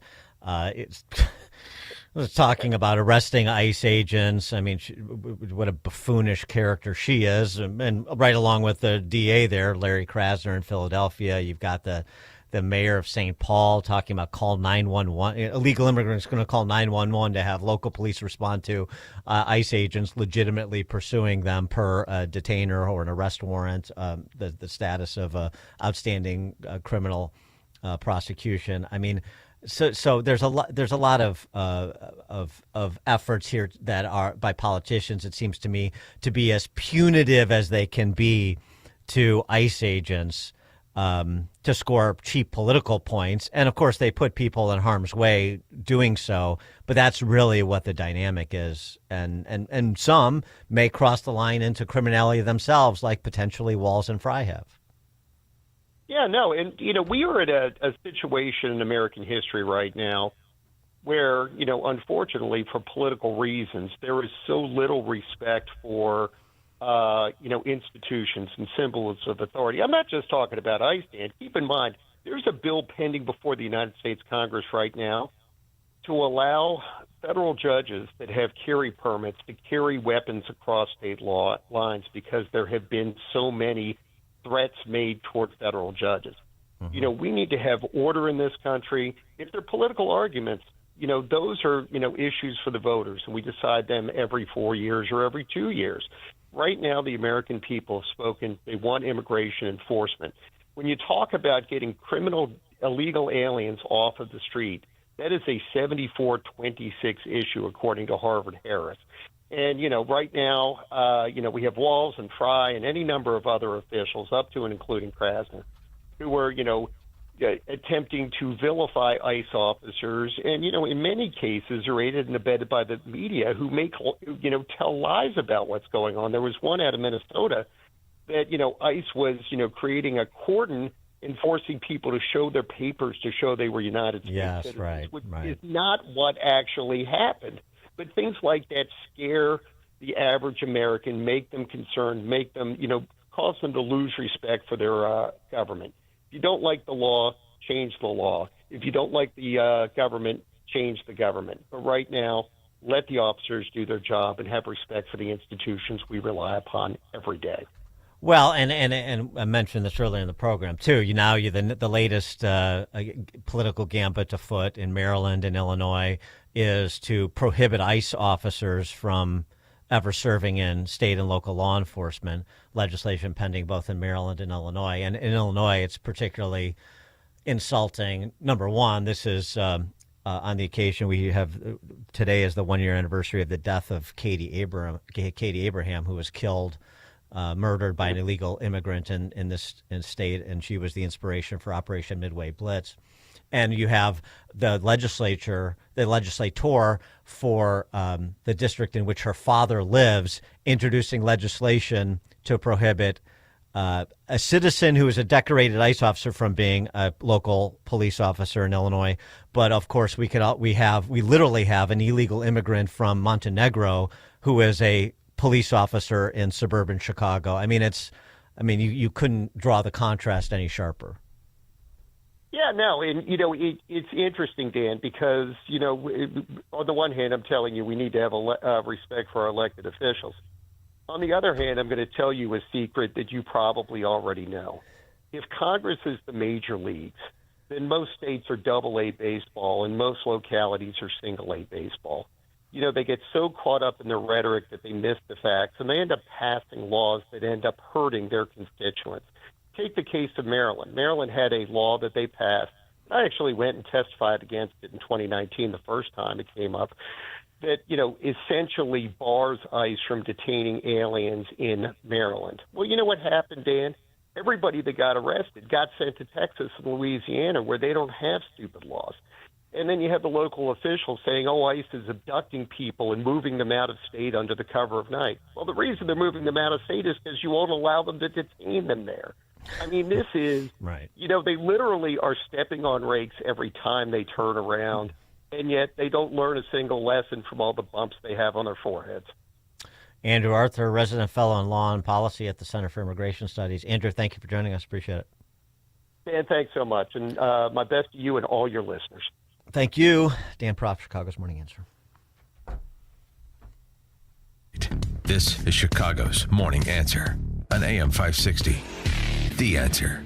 Signature Bank is Chicago's fastest growing independently owned business bank. It's a bank where relationships still matter. Signature Bank knows your name and your story. I'm Dan Proft, and I know this because Signature Bank is my business bank. I'm Robert Anderson, president of McLaughlin Body Company in the Quad Cities, and a customer of Signature Bank. When our 100-year-old family-owned manufacturing company was looking for a new bank, we found an excellent partner with Signature Bank. Signature Bank understands the challenges with manufacturing in today's highly competitive environment. We recently participated in the New Markets Tax Credit Program and were fortunate to have the experts at Signature Bank help us navigate the complexities of this program. With Signature Bank's support, we were able to expand not only our facility, but ultimately our business. If you're looking for a trusted banking partner for your business, look to Chicago's own Signature Bank. Signature Bank is looking for their next success story. To learn more about turning your business vision into reality, visit signaturebank.bank. Signature Bank, helping local businesses succeed. Member FDIC, Equal Housing Lender. Dan Proft here to tell you about our 2025 Food for the Poor campaign. If you've listened to this station and to our show for any length of time, then you already know about Food for the Poor. They are a nonprofit, faith-based organization that provides food, water, medicine, clothing, and life-saving supplies directly to local partners in Latin America and the Caribbean. We all know about how bad the situation is in Latin America and the Caribbean right now. Economic decline, political instability and corruption, and high food prices. The only thing standing between these families and starvation is Food for the Poor and their partners who are providing life-saving food relief on the ground. But in order to get food and water to those who need it most, Food for the Poor needs your help. Your gift of just $150 can provide food and water for 2 children for an entire year. For a gift of $300, you can provide food and water for 4 children for an entire year. To make a gift of any amount, just call 844-862-4673. That's 844-862-4673. Or visit 560theanswer.com/foodforthepoor. Hey, it's Scott Jennings inviting you to join me on the unforgettable Gulf of America cruise happening this November 2026. Imagine it. Turquoise waters, white sand, beaches, incredible food, and insightful conversations about the future of our great country. Mike Gallagher and I will dive into the issues shaping America as we cruise through some of the most stunning destinations while honoring the 250th anniversary of our nation. Text CRUISE to 94878 or visit scottjenningsshow.com and click the cruise banner to sign up today. AM 560, The Answer. We shall not be moved. We can stay here all day. We shall not be moved, just like a tree that's planted by the water. We shall not be moved. We are shopping elsewhere. We are shopping elsewhere. We shall not be moved. Yeah, you kind of love the hippies, 60s refugees, the hippie folk music protest songs, Targets in Mogadishu, Minnesota. Leave you with that earworm. It's now 9 o'clock on AM 560 WIND Chicago. There's a federal civil rights investigation in Minnesota. I'm Dave Anthony, Fox News. This is outright hysteria we are seeing from the left. Homeland Security Assistant Secretary Tricia McLaughlin reacting to the anti-ICE protest inside a St. Paul church yesterday, interrupting a service. I'm glad to see the Department of Justice is taking this incredibly seriously, and I hope we see